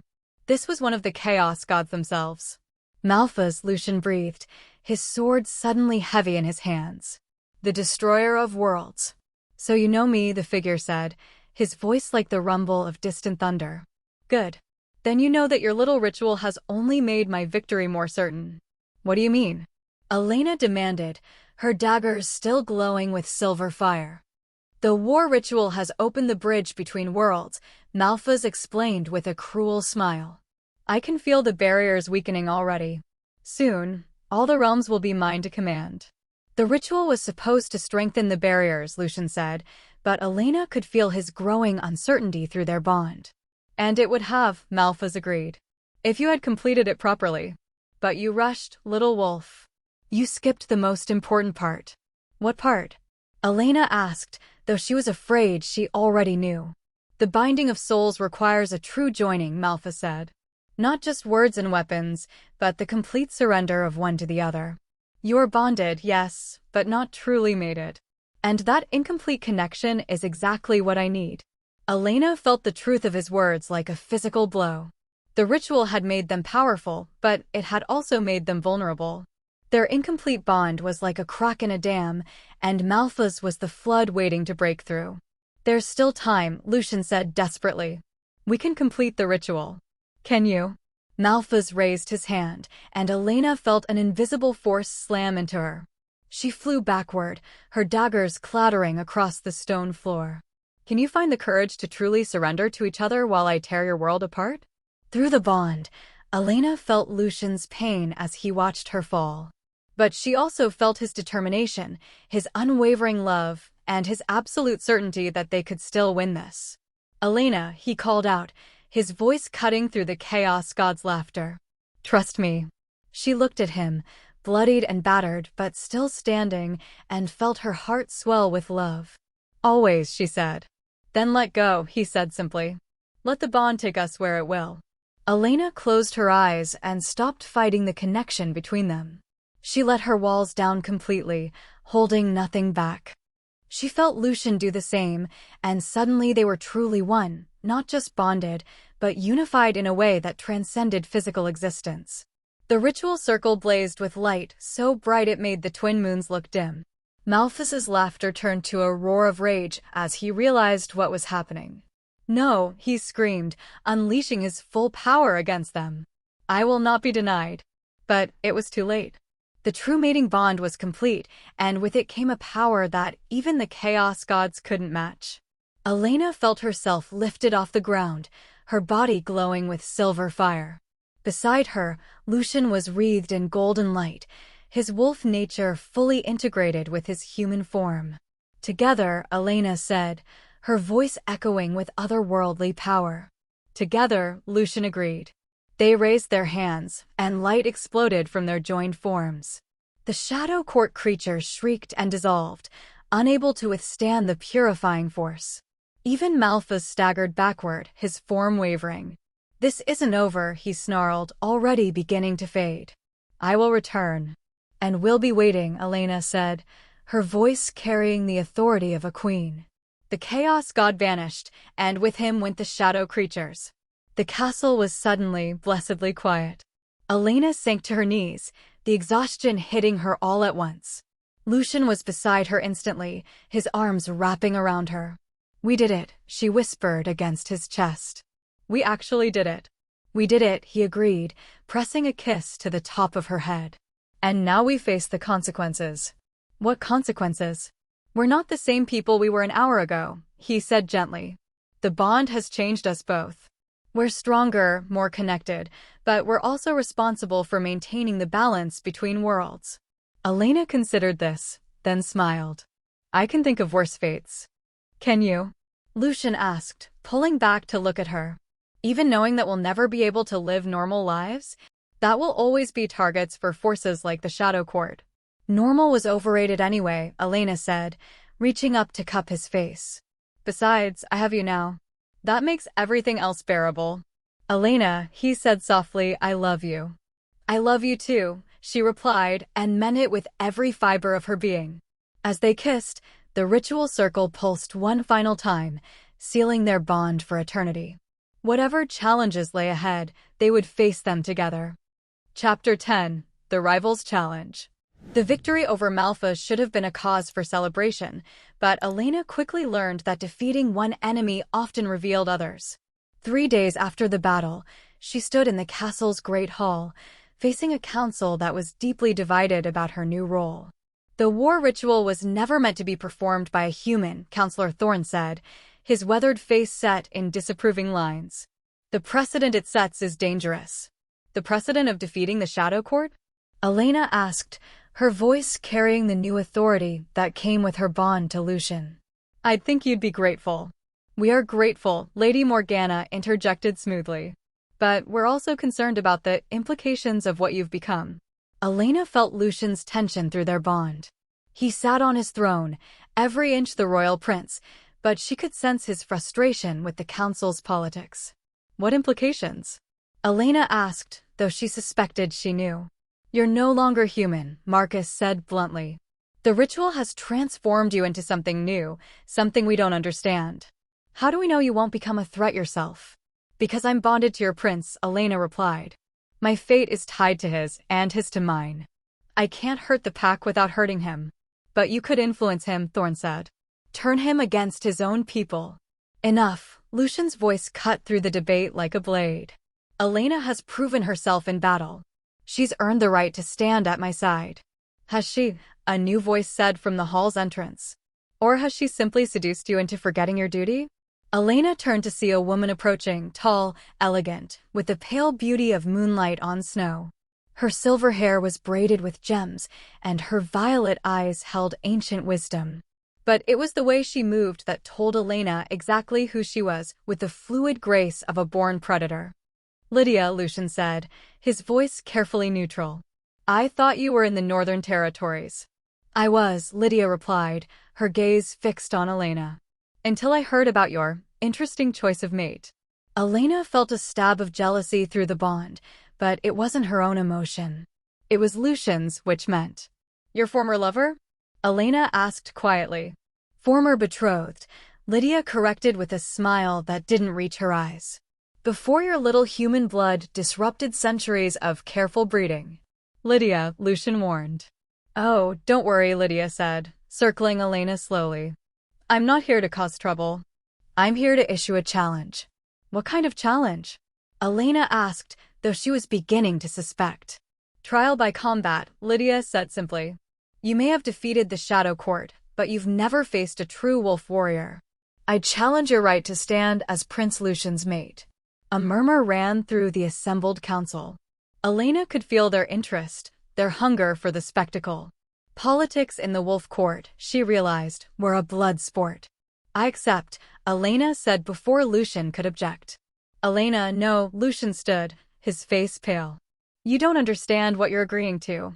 "I understand perfectly," Elena replied, her eyes never leaving Lydia's. "She's challenging my right to be her mate. If I don't fight, I'll never be accepted by the pack." "The little human has more sense than I gave her credit for," Lydia said approvingly. "Very well. The challenge is set for tomorrow night, under the twin moons." "This is madness," Lucian said, stepping between them. "Lydia, you know Elena isn't fully wolf. The challenge isn't fair." "Fair?" Lydia laughed. "Was it fair when she stole my mate? Was it fair when she claimed a birthright that should have been mine?" "The bond chose us," Elena said firmly. "Neither of us had control over that." "Perhaps not," Lydia agreed. "But you chose to complete the ritual. You chose to take what was mine." "He was never yours," Elena said, feeling her own temper rising. "The bond doesn't lie, Lydia. If you were meant to be his mate, the marks would have appeared for you." "The marks," Lydia spat. "Ancient magic that favors human blood over pure wolf heritage. It's an insult to everything we are." "It's evolution," Elena shot back. "The bridge between worlds that your people need to survive." "We'll see about that," Lydia said, her form beginning to shift. "Tomorrow night, we'll see which of us is truly worthy of standing beside a wolf prince." She turned and stalked out of the hall, leaving behind a charged silence. Elena could feel the council's eyes on her, measuring, judging, waiting to see if she would survive her first real challenge. "You can't do this," Lucian said, taking her arm. "Lydia is one of the finest warriors in the pack. She's been training for combat since she could walk." "And I have the power of the bond," Elena replied. "That has to count for something." "It won't be enough," Lucian said desperately. "She'll kill you." "Then I'll die fighting," Elena said simply. "But I won't run from this. If I do, I'll never be accepted as your mate. The pack will always see me as a weak human who hides behind your protection."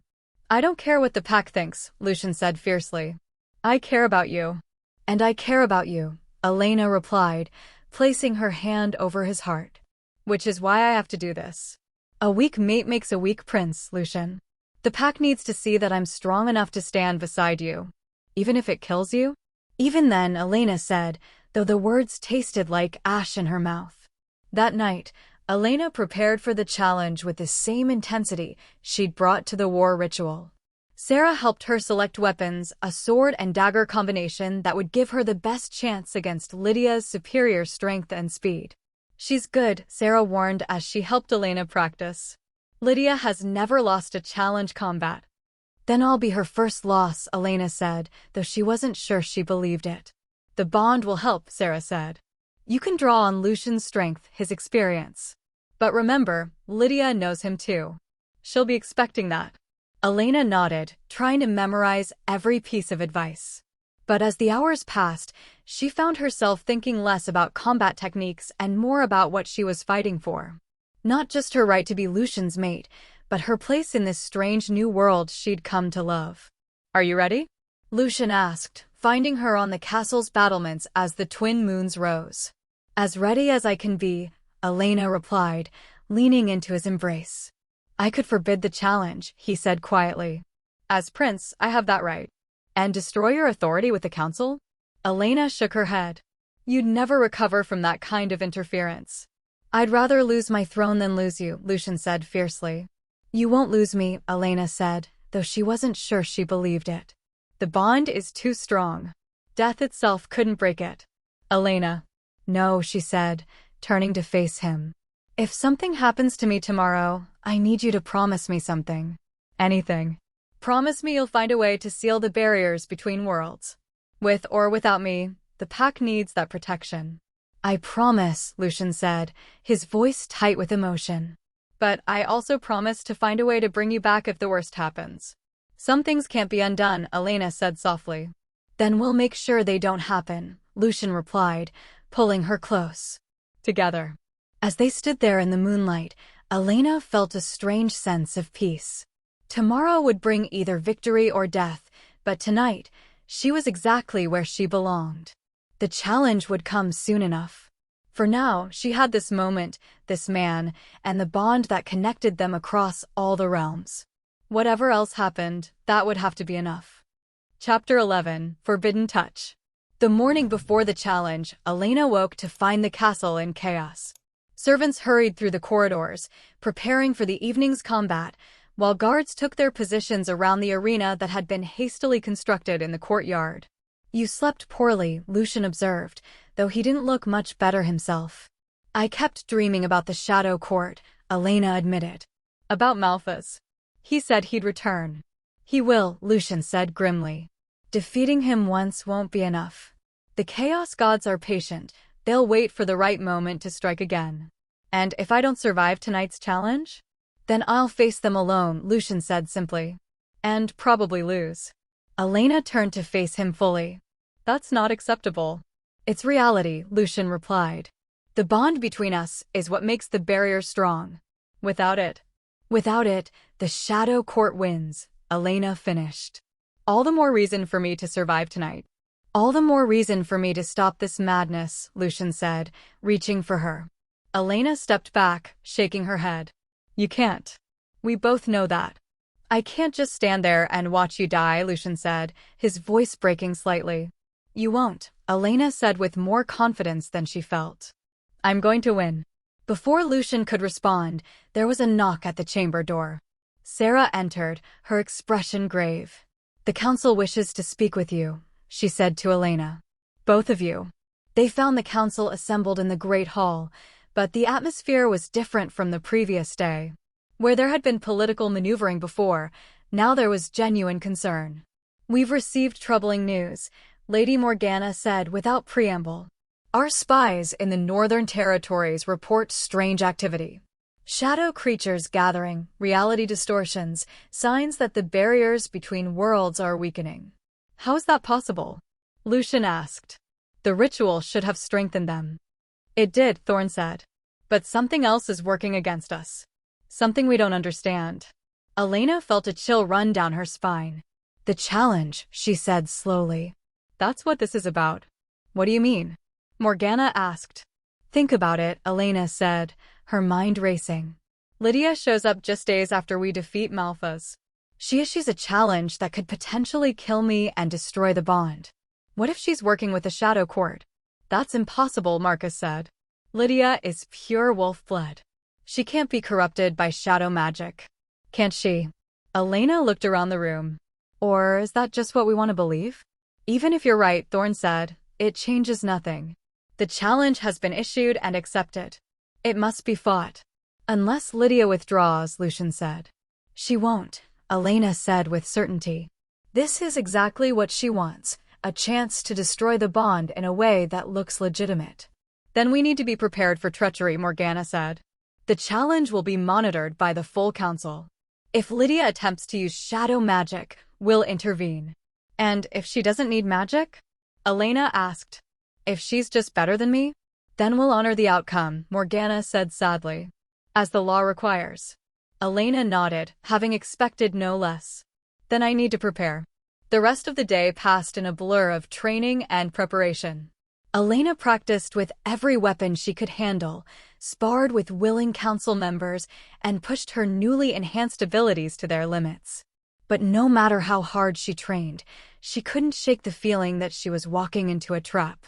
You're holding back, Lucian observed as they practiced together in the private training chamber. I'm being careful, Elena corrected. Careful will get you killed, Lucian said bluntly. Lydia won't show mercy. She'll come at you with everything she has. Then I'll have to be better than everything she has, Elena replied, adjusting her grip on her sword. Elena, Lucian set down his own weapon. There's something else. Something I haven't told you. What? The challenge rules, he said reluctantly. They're not just about combat. They're about proving worthiness as a mate. I don't understand. There are 3 parts to the challenge, Lucian explained. Combat, yes. But also tests of wisdom and intimacy. Elena felt her cheeks flush. Intimacy? The bond between mates is sacred, Lucian said. The challenge can include tests of that bond's strength and depth. What kind of tests? I don't know, Lucian admitted. They're determined by the challenger. But Elena, if Lydia is working with the Shadow Court, she might use those tests to try to break our bond. Can she do that? I don't think so, Lucian said. The bond is too strong. But she might be able to damage it, weaken it enough for shadow magic to take hold. Elena considered this new information. Then we need to strengthen the bond before the challenge. How? Elena looked at him, her decision made. By completing what we started. The ritual joined our souls, but we've been holding back from each other. Tonight, before the challenge, I want all of you.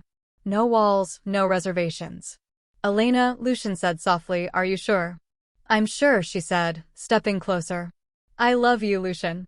If tonight might be our last night together, I want it to mean something. It will mean everything, he said, pulling her into his arms. They left the training chamber hand in hand, both knowing that they were about to cross a line they couldn't uncross. But Elena felt no fear, only anticipation. Whatever happened in the challenge, she would face it as Lucian's true mate in every sense of the word. As they walked through the castle corridors toward Lucian's chambers, Elena felt the bond between them humming with possibility. Tonight, they would become truly one. Tomorrow, they would face whatever challenges came their way. Together. Chapter 12, The Pacts Rebellion. Elena woke the next morning to the sound of shouting in the courtyard. The challenge was still hours away, but something was clearly wrong. She could feel Lucian's tension through their bond even before she opened her eyes. What is it? She asked, sitting up in his bed. Trouble, Lucian said grimly, already reaching for his clothes. The northern clans have arrived. Elena's blood ran cold. For the challenge? Supposedly, Lucian said. But their timing is convenient. Too convenient. Through the window, Elena could see the courtyard filling with wolves in various stages of transformation.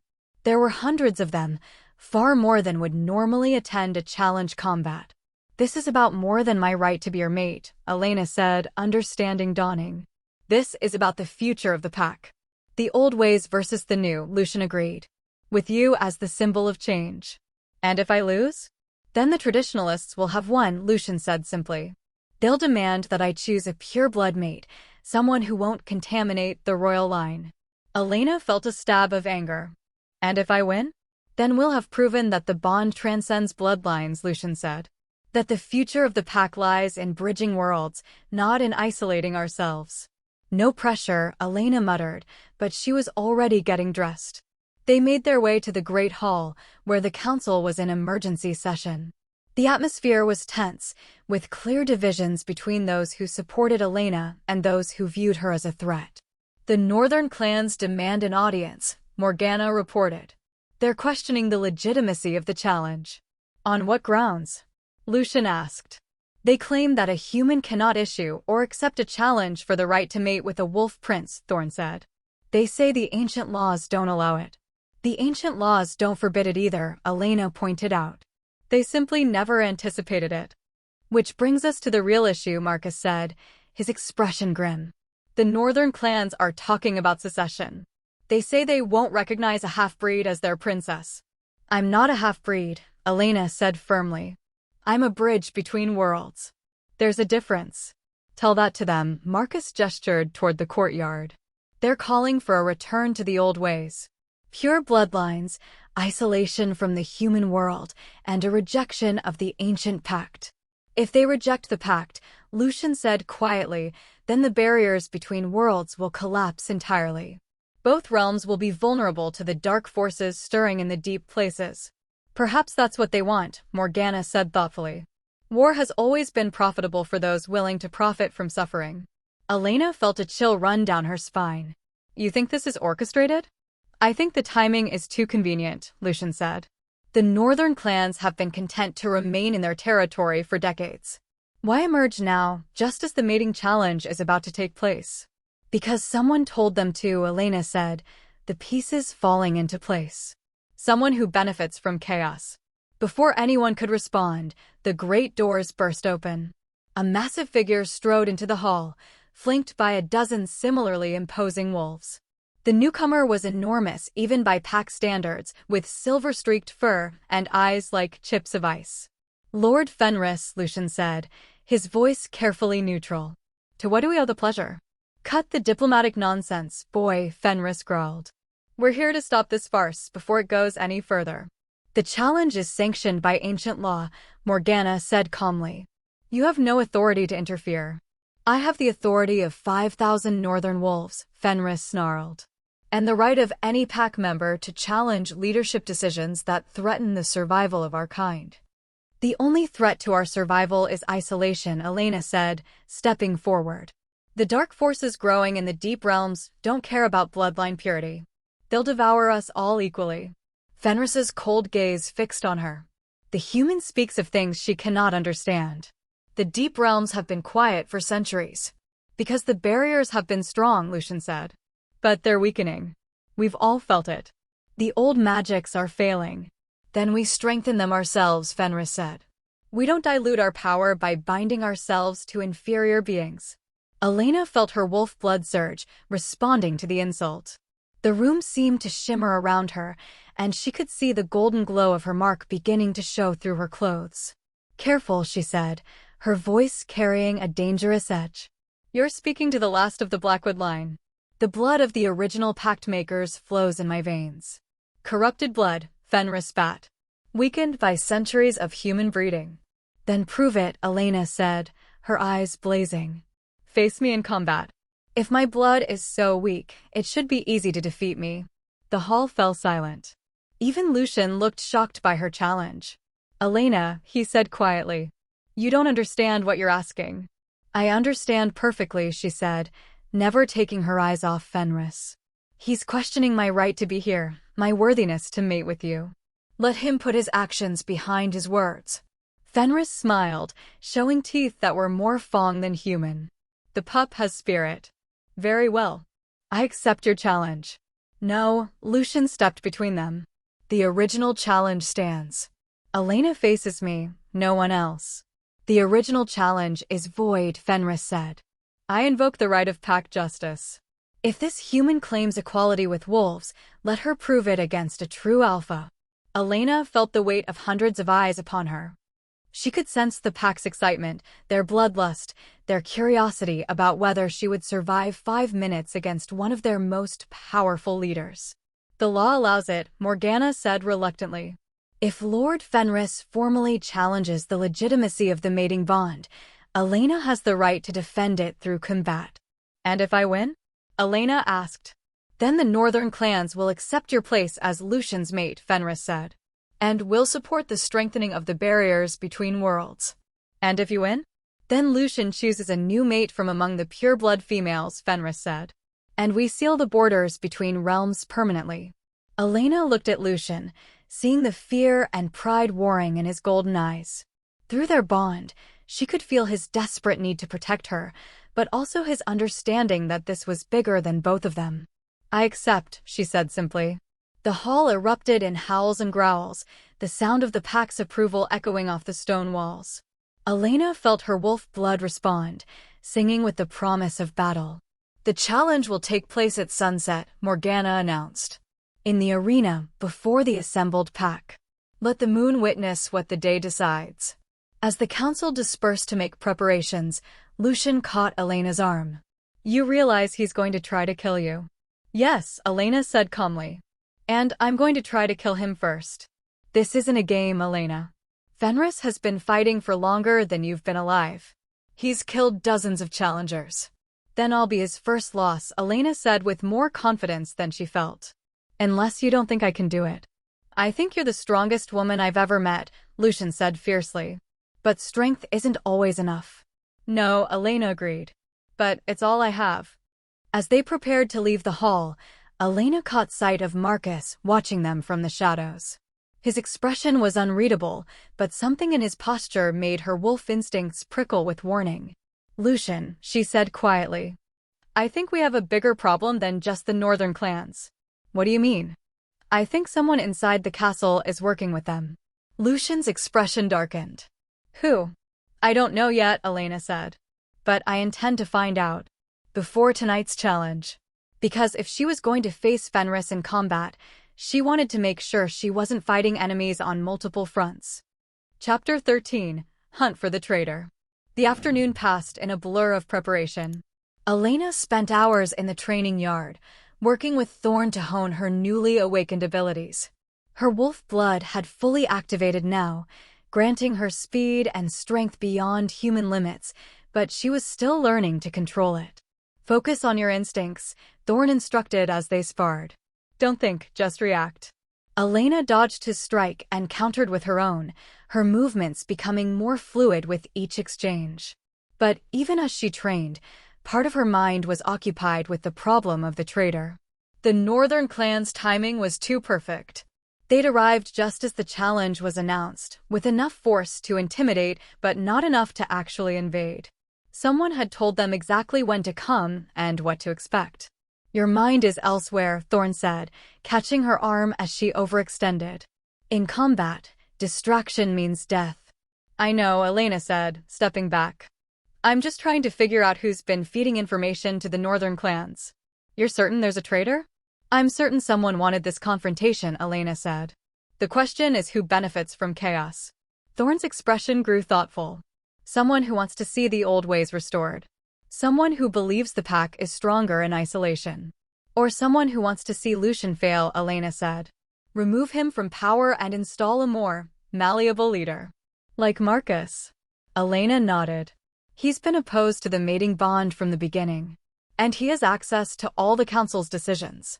Marcus has served the pack faithfully for decades, Thorn said carefully. It's hard to believe he would betray us. People change, Elena said. Especially when they feel like the world is changing around them.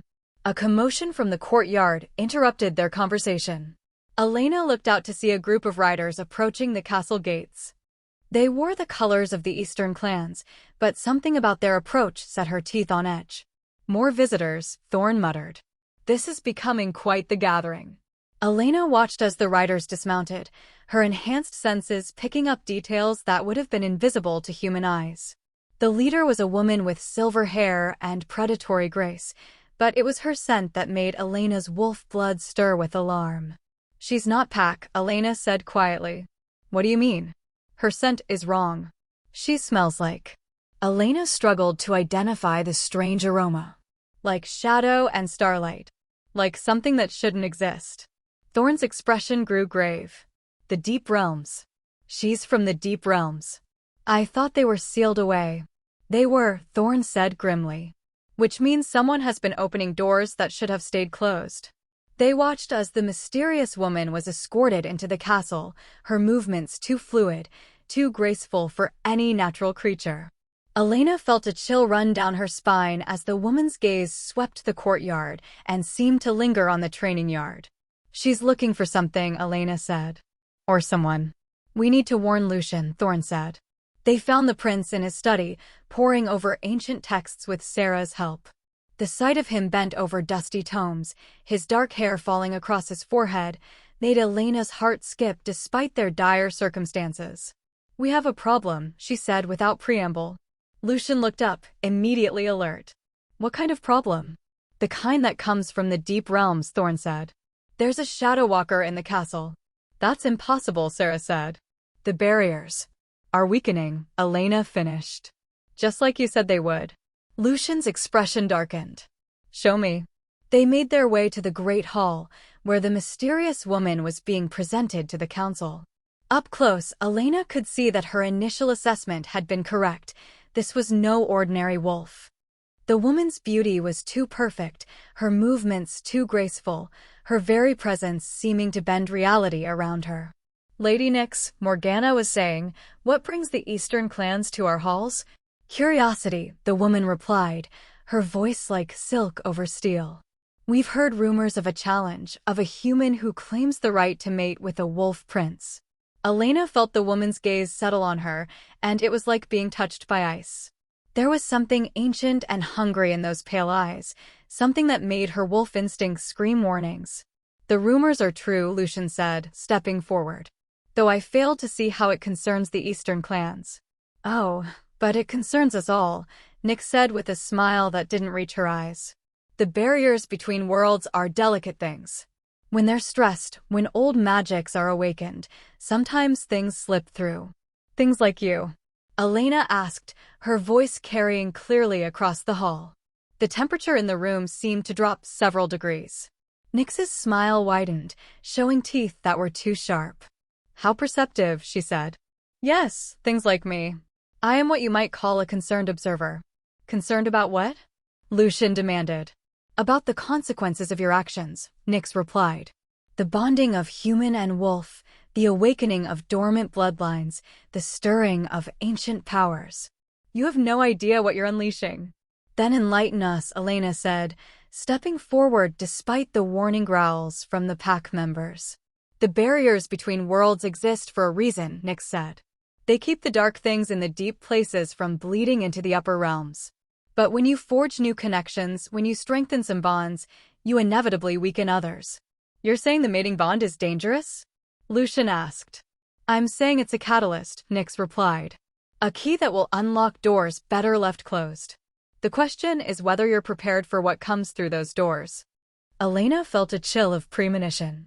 What's coming through? Things that hunger for the light, Nyx said simply. Things that have been waiting in the darkness for centuries, dreaming of the day they could return to the world above. And you're here to stop us? Lucian asked. I'm here to offer you a choice, Nyx said. Abandon this bonding, send the human back to her world, and the barriers will remain intact. Continue down this path and face the consequences. And if we refuse? Nyx's smile was predatory. Then the northern clans will be the least of your worries. The hall erupted in growls and snarls as the pack reacted to the threat. But Elena was focused on something else, a movement in the shadows at the back of the hall, a figure slipping away while everyone's attention was focused on the confrontation. Thorn, she said quietly. Follow Marcus. See where he goes. The older wolf nodded and melted into the crowd. Elena turned her attention back to Nyx, who was still smiling that terrible smile. Your threats don't frighten us, Lucian said, his voice carrying the authority of generations of wolf princes. They should, Nyx replied. Because what's coming will make your little territorial disputes look like children's games.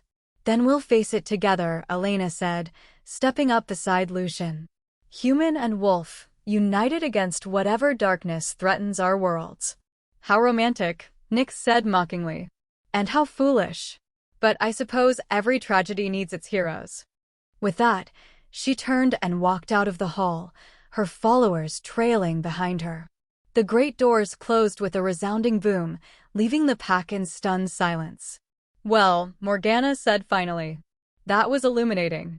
That was a declaration of war, Lucian said grimly. The deep realms are moving against us. Which means we need to move fast, Elena said. We need to complete the bonding before they can stop us. The challenge with Fenris. We'll have to wait, Elena said. If Nyx is right, if the bonding is the key to strengthening the barriers, then we need to do it now. Without the challenge? Lucian asked. The pack will never accept it. They'll have to, Elena said. Because if we wait, there might not be a pack left to worry about. As if summoned by her words, Thorn reappeared at her elbow. His expression was grim. Well, Elena asked. Marcus met with someone in the old tower, Thorn reported. Someone who smelled like shadows and starlight. Elena's heart sank. He's been working with them all along. It appears so, Thorn said. The question is, what do we do about it? Elena looked at Lucian, seeing her own determination reflected in his golden eyes. We complete the bonding, she said. Tonight. Before anyone else can interfere. And Marcus, Elena said grimly, is about to learn that betraying the pack comes with a price. Chapter 14. the Alpha's weakness. The old tower stood at the edge of the castle grounds, its windows dark and forbidding. Elena crept through the shadows, her newly awakened senses alert for any sign of danger. Lucian moved beside her, his presence a comforting weight in the darkness. They'd left the castle under cover of night, using a servant's passage that Sarah had shown them. The pack was in chaos following Nyx's visit, with various factions arguing about how to respond to the threat from the deep realms. It was the perfect time to investigate Marcus's treachery. "Are you sure about this?" Lucian whispered as they approached the tower. "Sure about confronting a traitor in his secret meeting place?" Elena replied. "Not particularly. But we need to know what we're dealing with." They reached the base of the tower, where an ancient door stood slightly ajar. Elena could hear voices from within, Marcus's familiar growl and something else, something that made her skin crawl. "The challenge must proceed as planned," Marcus was saying. "Fenris will kill the human, and the bonding will be impossible." "And if she wins?" The second voice was like whispers in a tomb. "She won't," Marcus said confidently. "Fenris has been enhanced. He's stronger now, faster. The human doesn't stand a chance." "Enhanced how?" Elena mouthed to Lucian. He shook his head, but his expression was grim. They moved closer to the door, straining to hear more. "The shadow gift will ensure victory," the tomb voice continued. "But there must be no survivors to tell the tale. The prince must die as well." "That wasn't part of our agreement," Marcus said, and Elena heard uncertainty in his voice for the first time. "Agreements change," the voice replied. "The prince has grown too powerful, too independent. He must be eliminated before he can complete the bonding." "And then what?" "The pack will never accept a leader chosen by the deep realms." "The pack will accept what it must," the voice said. "Or it will be replaced by something more, amenable to our needs." Elena felt Lucian tense beside her. The implication was clear: if the pack resisted, they would be destroyed and replaced with creatures from the deep realms. "You're talking about genocide," Marcus said, his voice shaking. "I'm talking about evolution," the voice replied. "The old ways are dying, Marcus. You can either be part of the new order or be swept aside with the rest." "I won't be party to the destruction of my own people," Marcus said firmly. "Then you're of no further use to us." The sound that followed was unlike anything Elena had ever heard, a wet, tearing noise that spoke of violence and death. Marcus's scream cut off abruptly, followed by silence. "One problem solved," the voice said with satisfaction. "Now for the others." Elena grabbed Lucian's arm and pulled him back from the door. Whatever was in that tower, it had just murdered Marcus in cold blood, and they were next on its list. They retreated to the shadow of a nearby building, their hearts pounding. Elena could feel Lucian's shock through their bond. Marcus might have been a traitor, but he'd still been pack, still been family. "We have to warn the others," Lucian said quietly. "We will," Elena agreed. "But first, we need to know what we're dealing with." They watched as the tower door opened and a figure emerged. It was humanoid in shape but wrong in every detail. Too tall, too thin, with limbs that bent at impossible angles. Its skin was the color of old parchment, and its eyes were holes in reality itself. "Shadow Walker," Lucian breathed. "A true creature of the deep realms." The thing turned its head in their direction, and Elena felt a chill of primal terror. It could sense them, even hidden in the shadows. Its mouth opened in what might have been a smile, revealing rows of needle-sharp teeth. "Run," Elena whispered. They fled through the castle grounds, using every shadow and hiding place they could find. Behind them, the Shadow Walker gave pursuit, its movements fluid and terrible. It made no sound as it ran, but Elena could feel its presence like ice water in her veins. They reached the castle just as the creature caught up with them. It launched itself at Elena, claws extended, but Lucian intercepted it with a roar of rage. The two figures crashed into the courtyard stones, rolling and snarling. Elena watched in horror as Lucian fought the creature. He was strong, skilled, but the Shadow Walker was something else entirely. Its claws left gaping wounds that should have been fatal, but Lucian kept fighting, kept protecting her. "The silver blade," he gasped as the creature's claws raked across his chest. "In my chambers. Only silver can kill them." Elena ran, her enhanced speed carrying her through the castle corridors faster than any human could manage. She burst into Lucian's chambers and found the weapon he'd mentioned, an ornate silver dagger that hummed with power. She ran back to the courtyard, where Lucian was barely holding his own against the Shadowwalker.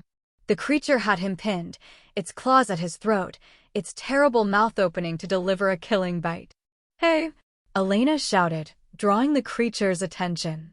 "Looking for me?" The Shadowwalker turned, and Elena saw her chance. She threw the silver dagger with all her strength, her wolf-enhanced reflexes guiding the blade true. It struck the creature in the chest, and the effect was immediate. The Shadowwalker screamed, a sound like breaking glass and dying stars. Its form began to dissolve, darkness bleeding away until nothing remained but a stain on the courtyard stones. Elena rushed to Lucian's side, her hands shaking as she examined his wounds. They were deep, but already beginning to heal thanks to his wolf nature. "You saved me," he said, his voice filled with wonder. "We saved each other," Elena corrected. "That's what mates do." "About that," Lucian said, struggling to sit up. "I think it's time we made it official." Elena helped him to his feet, acutely aware of how close they'd come to losing everything. "The bonding ritual?" "Now," Lucian said firmly. "Before anyone else can interfere." As if summoned by his words, the castle doors burst open and pack members poured into the courtyard. They stared at the scene, the dissolved Shadowwalker, the wounded prince, the human woman holding a silver blade. "What happened here?" Morgana demanded. "Marcus was a traitor," Elena said simply. "He was working with the deep realms to prevent the bonding." "And where is Marcus now?" Thorn asked. "Dead," Lucian said grimly. "Killed by his own allies when he had second thoughts." A murmur ran through the assembled pack. Elena could sense their fear, their uncertainty about what these revelations meant. "The challenge with Fenris," Morgana said. "If Marcus was working with the deep realms, then Fenris has been compromised as well," Elena finished.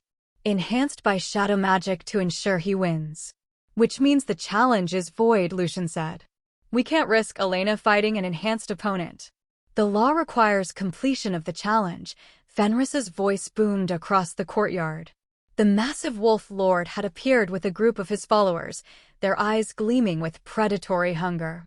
"The law requires a fair fight," Elena said, stepping forward. "Not a rigged execution." "Prove that I've been enhanced," Fenris challenged. "Show the pack evidence of your claims." Elena looked at the assembled wolves, seeing doubt in their eyes. Fenris was clever. Without Marcus's body or the Shadowwalker's testimony, they had no proof of the conspiracy. "There's another way," she said suddenly. "The old law of revelation. If Fenris has been tainted by shadow magic, the bonding ritual will reveal it." Fenris's eyes narrowed. "What are you suggesting?" "I'm suggesting we complete the bonding now," Elena said. "In front of the entire pack. If I'm truly meant to be Lucian's mate, the ritual will succeed.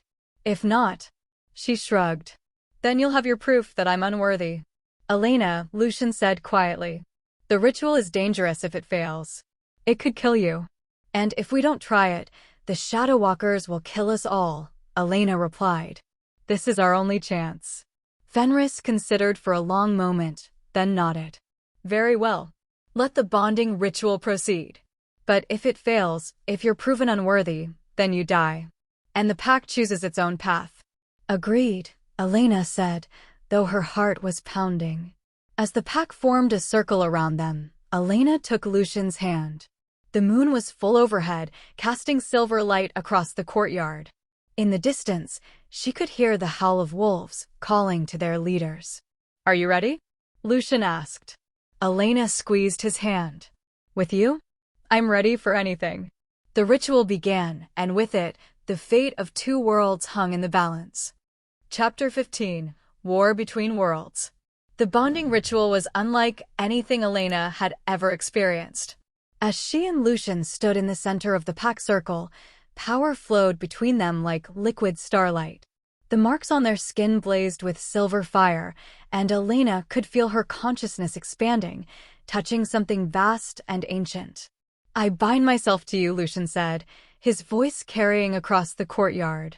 Heart to heart, soul to soul, until the end of time. I bind myself to you, Elena replied, the words coming from somewhere deeper than memory. Blood to blood, life to life, through all the worlds that are and ever will be. The pack watched in stunned silence as the air around them shimmered with power. Elena could feel the magic building, could sense the barriers between worlds responding to their union. But she could also feel something else, a darkness pressing against the edges of reality, trying to break through. The Shadow Walkers, she gasped. They're coming. Even as she spoke, tears began to appear in the air around them. Dark shapes poured through the rifts, creatures of nightmare and shadow that sent the pack into a frenzy of snarls and howls. Defend the bonding, Morgana shouted, her voice carrying over the chaos. Whatever happens, the ritual must be completed. The pack transformed as one, their human shapes flowing into their wolf forms. They threw themselves at the Shadow Walkers with desperate fury, but the creatures were numerous and deadly. For every one that fell, 2 more seemed to take its place. Elena and Lucian stood at the center of the storm, their hands clasped as power continued to flow between them. The bonding was almost complete, but the Shadow Walkers were pressing closer, their terrible forms reaching for the couple with claws like darkness itself. I can't hold the connection, Lucian said through gritted teeth. There's too much interference. Then we do this the hard way, Elena said. She drew the silver dagger from her belt and sliced across her palm, then did the same to Lucian's. Their blood mingled, and the power between them exploded outward in a wave of silver light. The Shadow Walkers screamed as the light touched them, their forms dissolving like smoke. But even as they fell, more poured through the rifts, and Elena could see that the pack was being overwhelmed. The barriers, she said suddenly. If we can strengthen them. It requires both of us, Lucian said. And if we're interrupted during the process, we die, Elena finished. I know. Around them, the battle raged. She could see Thorn locked in combat with a massive Shadow Walker, his silver blade flashing as he held the creature at bay. Sarah was leading a group of younger wolves in a desperate defense of the castle gates, her half-human nature allowing her to coordinate their attacks with tactical precision. But it was Fenris who drew Elena's attention. The massive wolf lord was fighting with inhuman strength and speed, his claws tearing through Shadow Walkers like paper. But there was something wrong with his movements, something that confirmed Elena's suspicions. He's been enhanced, she said. Look at his eyes. Lucian followed her gaze and cursed. Fenris's eyes had turned completely black, the sign of shadow magic corruption. The enhancement that was supposed to help him win the challenge was now turning him into something monstrous. He's becoming one of them, Lucian said grimly. As if sensing their attention, Fenris turned toward them, his corrupted gaze fixing on Elena with predatory hunger. He began to move in their direction, his massive form cutting through the battle like a ship through waves. The bonding, Elena said urgently. We have to complete it now. If Fenris reaches us before we're done. He won't, Elena said with more confidence than she felt. I have an idea. She reached out with her newly awakened powers, feeling for the network of bonds that connected the pack. She could sense each individual wolf, their fears and loyalties, their strength and weaknesses. And she could feel the shadow magic corruption spreading through some of them, turning them against their own kind. I can cleanse them, she said. The corruption, I can burn it away. Elena, no, Lucian said. That much power could kill you. And if I don't try it, the Shadow Walkers will kill us all, Elena replied. This is what the bonding is for, isn't it? To bridge the worlds, to protect them both. She didn't wait for his response. Drawing on the power of their incomplete bond, Elena reached out to every member of the pack, her consciousness touching theirs. She could feel their surprise, their fear, their desperate hope. And she could feel the shadow magic corruption, like poison in their veins. Elena gathered all the power she could muster and pushed it outward, silver light flowing through the pack bonds like cleansing fire. The corrupted wolves screamed as the darkness was burned away, their forms shifting and changing as they returned to their true nature. Fenris was the worst affected. The massive wolf lord collapsed his knees, his body convulsing as the shadow magic was torn from his system. When he finally looked up, his eyes were his own again, filled with confusion and horror. What did I do?" he whispered. "You were corrupted," Elena said, her voice weak from the effort. "Used by the Shadowwalkers to turn the pack against itself." "I remember," Fragments, Fenris said, struggling to his feet. "The things I was made to feel, to think." He looked at Elena with something like awe. "You saved me." "She saved us all," Lucian said, his arm around Elena's waist as she swayed from exhaustion. The battle was turning now.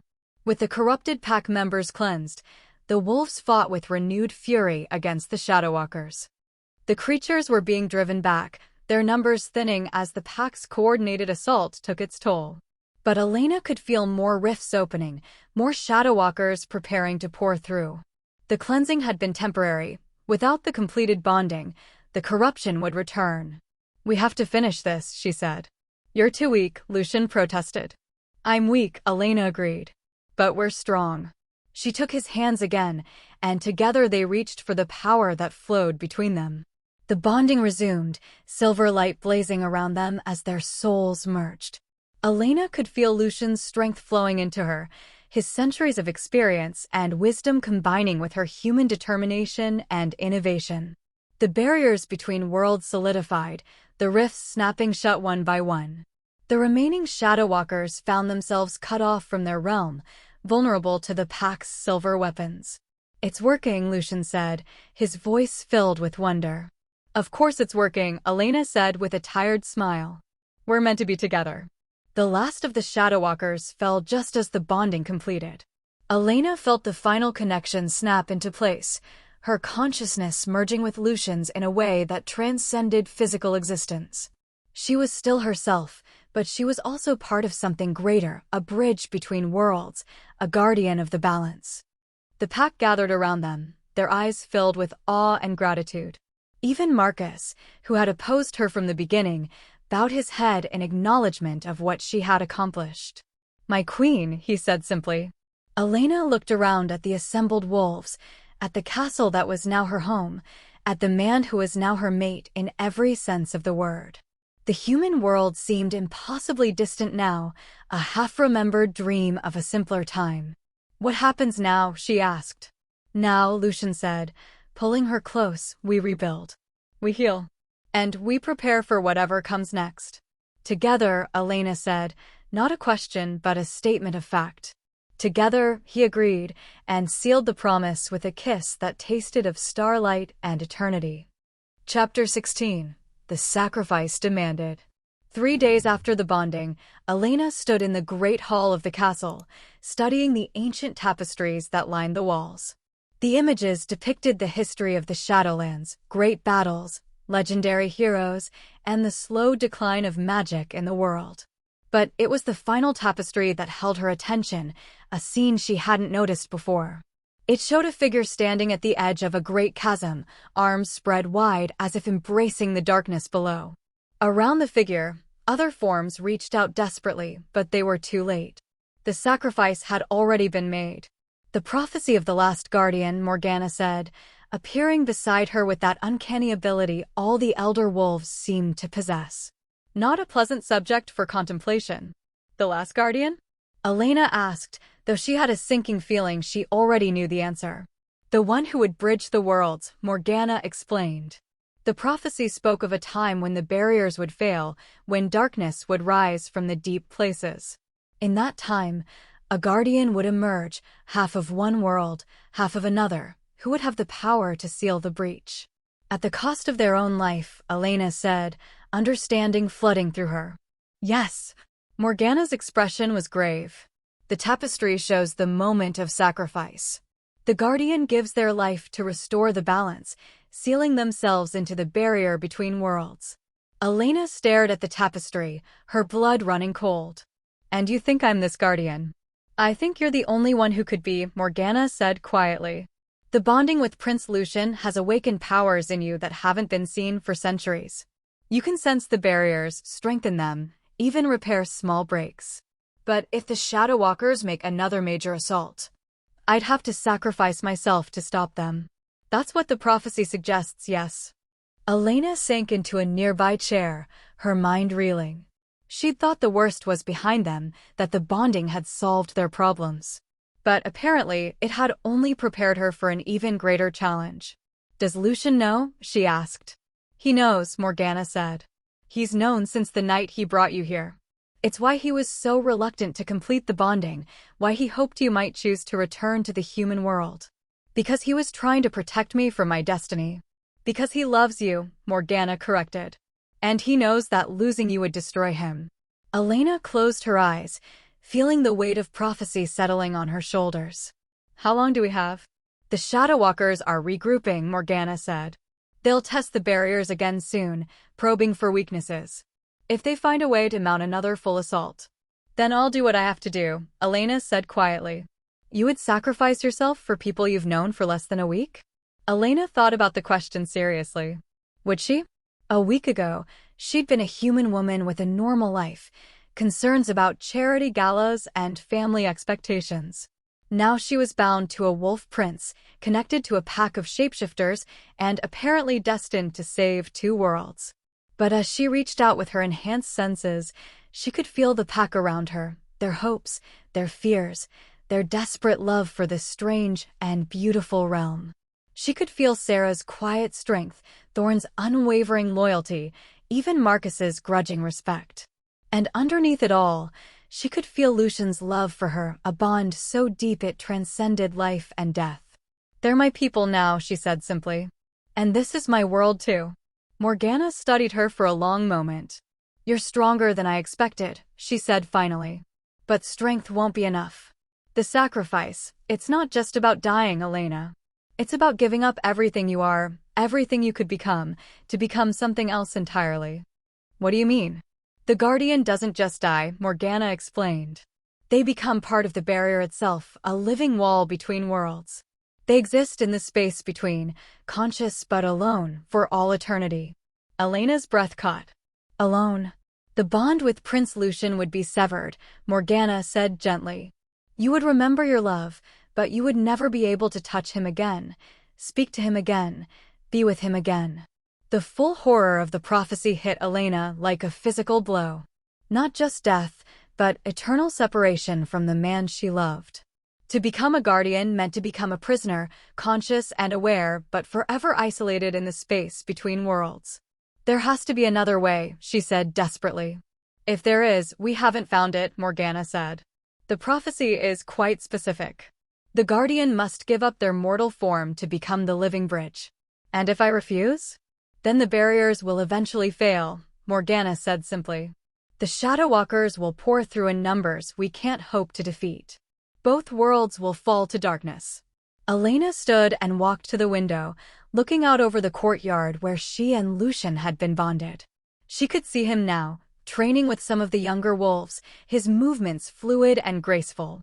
He looked up as if sensing her gaze, and even from this distance, she could see the love in his eyes.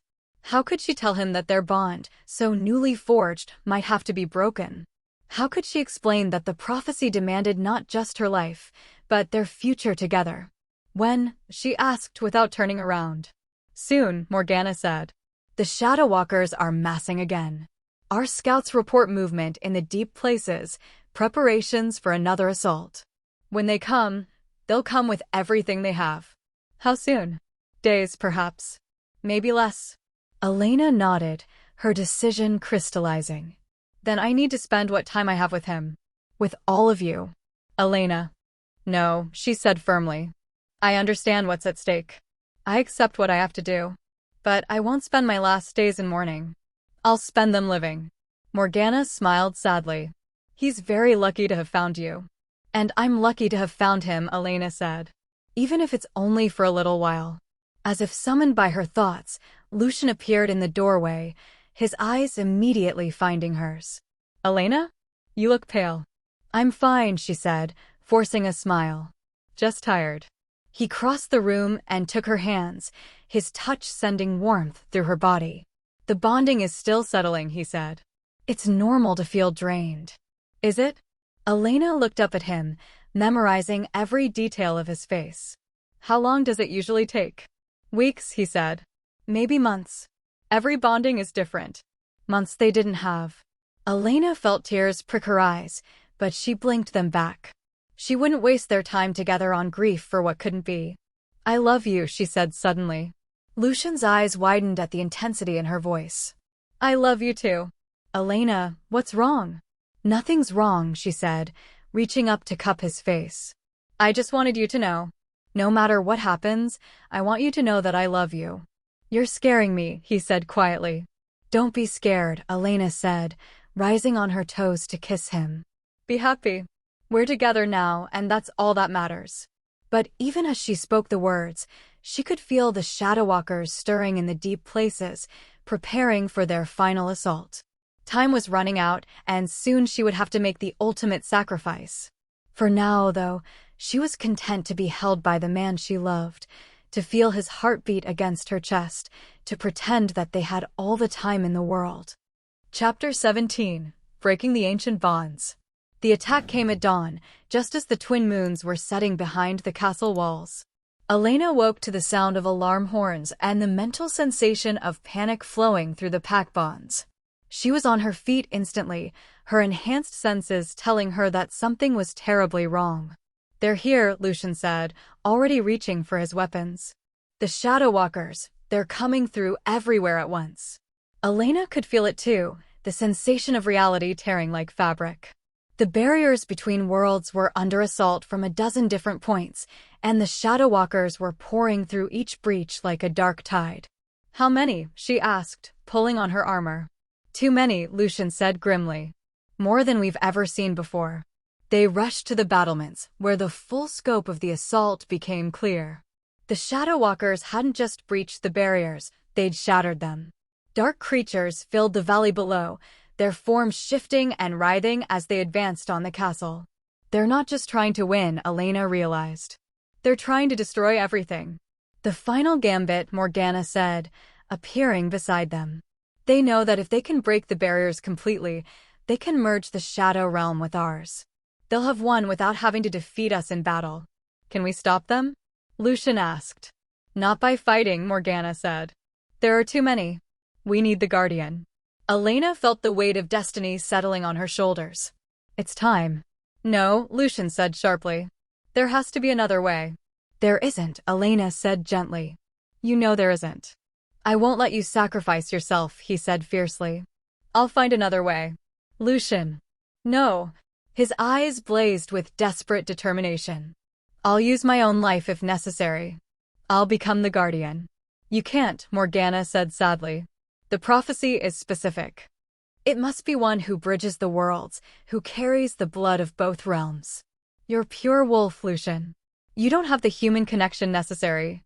Then we'll find someone else, he said. Sarah, she's half human. She's not strong enough, Morgana said. The awakening never fully took hold in her. She lacks the power to maintain the barriers. Elena watched the argument with growing sadness.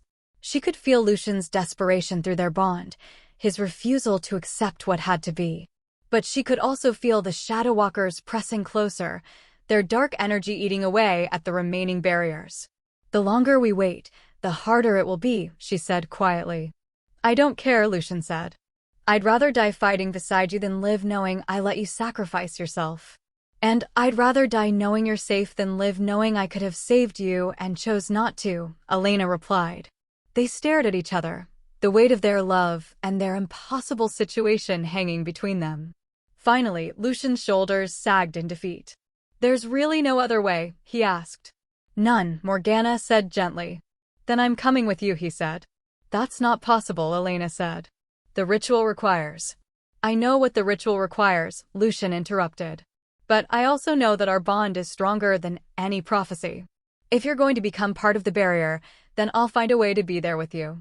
Lucian, no, Elena said, panic rising in her chest. You can't. I can and I will, he said firmly. We're bonded, Elena.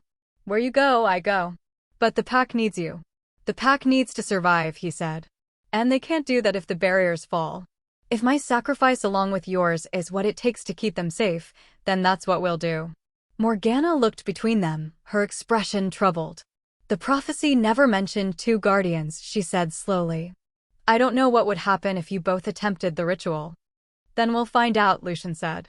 Together. Elena felt tears streaming down her face. I can't ask you to do this. You're not asking, he said, cupping her face in his hands. I'm choosing. I'm choosing you, Elena. I'm choosing us. The barriers, Morgana said suddenly. They're failing faster than expected.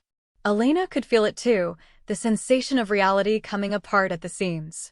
The Shadow Walkers were almost through, their dark forms beginning to materialize in the castle courtyard. We have to go now, she said. The ritual chamber, Morgana said. It's the only place with the proper protections.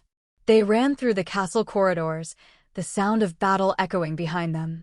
Elena could feel the pack fighting desperately, their bonds crying out in pain and fear. But she could also feel their determination, their willingness to die to protect their world. The ritual chamber was deep in the castle's heart, a circular room carved from living stone. Ancient symbols covered the walls, glowing with soft silver light. At the center of the room stood a raised platform with 2 stone pedestals. The Guardians' thrones, Morgana said. Legend says they were created for the first Guardians, back when the barriers were originally established. 2 thrones, Elena said, hope flickering in her chest. Maybe the prophecy did account for 2 Guardians. Maybe, Morgana said, though she sounded doubtful. But Elena, you need to understand, even if you both survive the transformation, you'll be changed. You won't be the same people you are now. We'll be together, Lucian said. That's all that matters. Elena wasn't so sure. She could feel the power building in the chamber, ancient and terrible. The transformation would strip away everything human about her, everything mortal. What would be left? The ritual, she said. What do we need to do? Sit on the thrones, Morgana said. Let the power flow through you. And say goodbye to who you were. Elena and Lucian looked at each other, their love and determination clear in their eyes. Then, hand in hand, they walked to the pedestals. I love you, Elena said. I love you too, Lucian replied. Always. They sat on the stone thrones, and immediately Elena felt the power surge through her. It was like being struck by lightning, but instead of destroying her, it began to transform her. She could feel her mortal form dissolving, her consciousness expanding to encompass the space between worlds. Through the bond, she could feel Lucian experiencing the same transformation. His wolf nature was being stripped away, replaced by something larger, more eternal. They were becoming something new, something that had never existed before. Dual guardians. Twin protectors of the barrier between worlds. Elena felt herself becoming one with the magical barriers, her consciousness spreading across the boundaries between realms. She could sense every weak point, every stress fracture, every place where the Shadow Walkers pressed against the walls of reality. And beside her, she felt Lucian's presence, strong and steady and eternal. They were separate but together, individual but united, mortal but timeless. The Shadow Walkers pressed against the barriers and found them suddenly, impossibly strong. The assault that should have shattered the boundaries between worlds broke instead against the will of the Twin Guardians. In the material world, the creatures of shadow found themselves cut off from their realm, stranded and vulnerable. The pack fell upon them with renewed fury, and within hours, the threat was ended. But Elena and Lucian were no longer part of that world. They existed in the space between, eternal guardians of the balance, watching over the realms they had died to protect. Together, as they had promised. Forever. Chapter 18, The Final Hunt. Time moved differently in the space between worlds. Elena found herself existing in a state that was neither fully conscious nor unconscious, aware of the flow of days and seasons, but not bound by them. She could feel the weight of her responsibilities as guardian, the constant need to monitor the barriers and repair the small tears that naturally occurred. But she was not alone. Lucian was there with her, his presence a constant warmth in the eternal twilight of their new existence. They could communicate without words, share thoughts and feelings as easily as breathing. In some ways, they were closer now than they had ever been in life. Yet, something was wrong. Elena first noticed it as a subtle disturbance in the barrier structure, a pattern of stress that didn't match the usual fluctuations. The Shadow Walkers had been quiet since their defeat, but this felt different. more deliberate. Do you feel that? She asked Lucian through their mental connection. Yes, he replied. Something's testing the barriers. But not from the shadow realm. Elena focused her attention on the disturbance, tracing it back to its source. What she found made her consciousness recoil in shock. It's coming from the human world, she said. Impossible, Lucian said. Humans don't have the power to affect the barriers. Some do, Elena said grimly. My family's bloodline wasn't the only one touched by magic. There are others, descendants of those who made pacts with supernatural beings. And it seems like some of them have learned to use that heritage. As if responding to her attention, the disturbance intensified.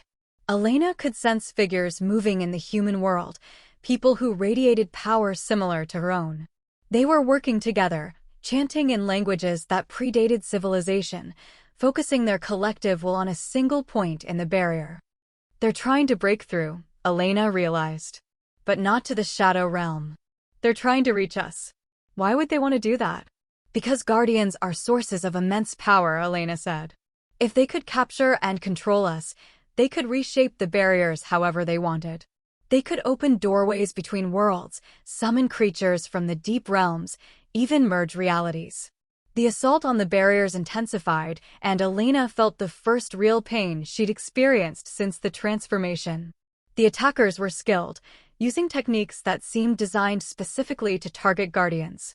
They know what we are, she said. They know how to hurt us. Can we stop them? Elena considered the question. As guardians, their power was largely defensive, focused on maintaining the barriers rather than attacking threats. But they weren't helpless. We can't leave our posts, she said. But we can reach out, influence events in the material world. How? Through the pack bonds, Elena said. My connection to the Shadowlands pack is still there, just different. If I can reach Sarah, warn her about the threat. Elena focused her will, reaching across the dimensional barriers to touch the mind of her friend. It was harder than she'd expected. Her consciousness was so expanded now that focusing on a single individual was like trying to thread a needle with her eyes closed. But finally, she made contact. Sarah, she whispered across the void. Can you hear me? Sarah's mind recoiled in shock, then cautiously opened to the connection. Elena? Is that really you? It's me, Elena said. But I can't maintain this connection for long. Listen carefully, the human world is under attack by sorcerers who want to capture Lucian and me. They're going to try to break through the barriers near the old Blackwood estate. The Blackwood estate? Sarah's mental voice was confused. But that's in the human world. How can we help? The pack can cross over, Elena said. The barriers are thin there, and you have royal blood from your bonding witness. You can lead a hunting party through. How many sorcerers are we talking about? Elena tried to sense the size of the attacking force, but the effort of maintaining the connection was exhausting her. At least a dozen, she said. Maybe more. They're powerful, but they're still human. The pack should be able to handle them. We'll go immediately, Sarah said. But Elena, are you all right? You sound different. I'm changed, Elena said. But I'm still me. And I'm still your friend. I know, Sarah said gently. We miss you. I miss you too, Elena said. But this is where I need to be. This is what I was meant to do. The connection was becoming too difficult to maintain. Elena felt herself being pulled back into the guardian state, her consciousness expanding once again to encompass the barriers. Go, she told Sarah. Stop them before they can complete their ritual. We will, Sarah promised. I swear it. The connection severed, leaving Elena alone in the space between worlds. But not entirely alone. Lucian was there, his presence warming her in the eternal twilight. Will it work? He asked. It has to, Elena said. If the sorcerers succeed in capturing us, both worlds will be in danger. They turned their attention back to the barriers, feeling the continued assault on the magical boundaries. The sorcerers were skilled, but they were also impatient. They were pushing too hard, too fast, trying to force their way through defenses that had been built to last millennia. They're making mistakes, Lucian observed. Their technique is flawed. They're working from incomplete knowledge, Elena agreed. They know how to hurt us, but they don't fully understand what we are. Then we use that against them. Elena felt a grim smile cross her transformed features. What did you have in mind? If they want to reach us so badly, Lucian said, let's give them what they want. But on our terms. Elena understood immediately. Instead of simply enduring the assault, they would create a controlled breach in the barriers, a doorway that would allow the sorcerers to reach the space between worlds, but one that they could close at will. It's dangerous, she said. If we lose control. We won't, Lucian said with quiet confidence. We're guardians, Elena. This is what we do. Together, they began to reshape the barriers, creating a narrow passage that led not to the shadow realm or the human world, but to the space between. The sorcerers, sensing the opening, poured their power into expanding it. They came through in a rush of dark energy and malevolent intent. There were 15 of them, men and women dressed in robes covered with symbols that hurt to look at. Their leader was a tall man with eyes like chips of obsidian, and when he spoke, his voice echoed strangely in the timeless space. So, he said, looking around at the Twilight Realm. The Guardians reveal themselves at last.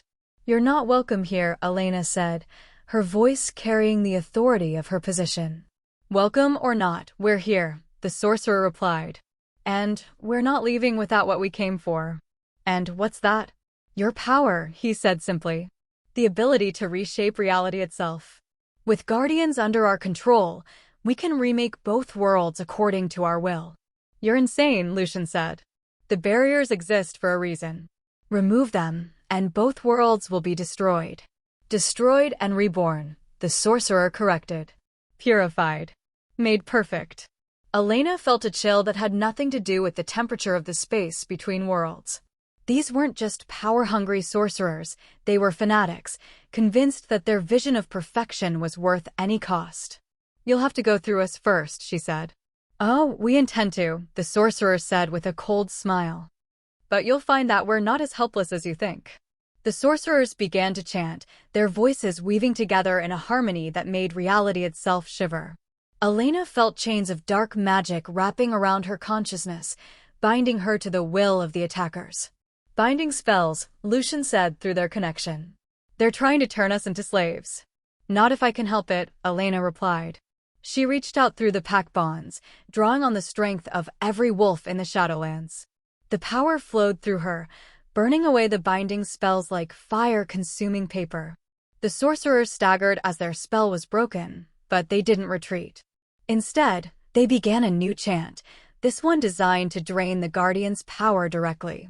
They're trying to steal our essence, Lucian said. If they succeed. They won't, Elena said. Because we're not alone. Even as she spoke, she felt new presences entering the space between worlds.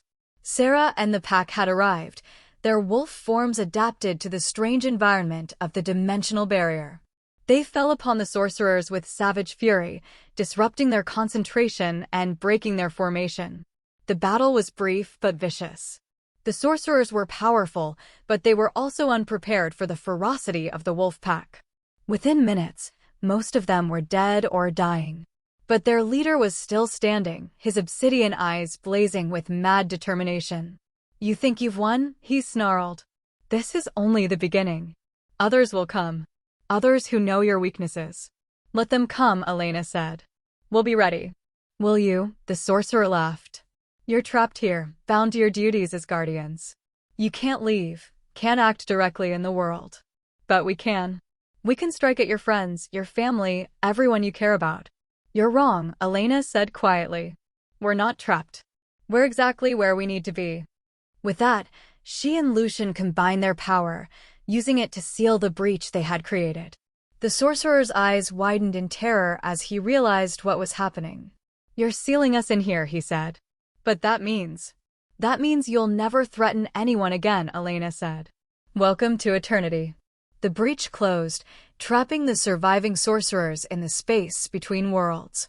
They would exist here forever, conscious but powerless, a living reminder of the price of attacking the Guardians. It's over, Lucian said. For now, Elena agreed. But he was right about one thing. Others will come. This won't be the last threat we face. Then we'll face them together, Lucian said. As we always have. Elena felt the truth of his words settle into her transformed heart.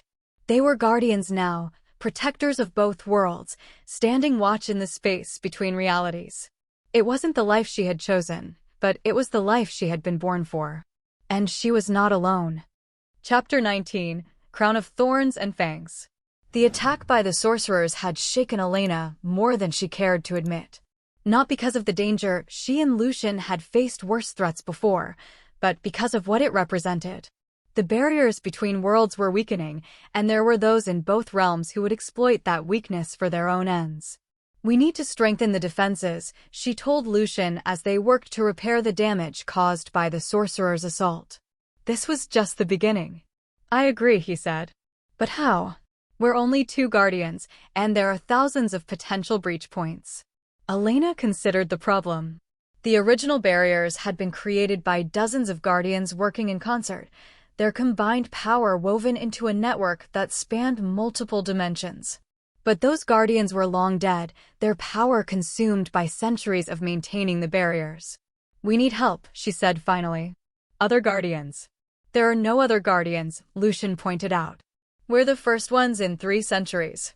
"No," Elena said slowly, an idea forming in her mind. "We're the first ones to be transformed by choice. But the potential exists in others. The bloodlines that made pacts with supernatural beings, they all carry the seed of guardian power." "You're talking about creating new guardians," Lucian said. That's never been done before." "It's never been necessary before," Elena replied. "But the prophecy spoke of a time when the old ways would need to be renewed. Maybe this is what it meant. How would we even begin?"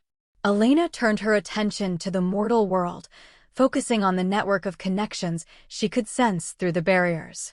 There were dozens of them, people with supernatural heritage who had never realized their true potential. Some were descendants of families like hers, bound by ancient pacts.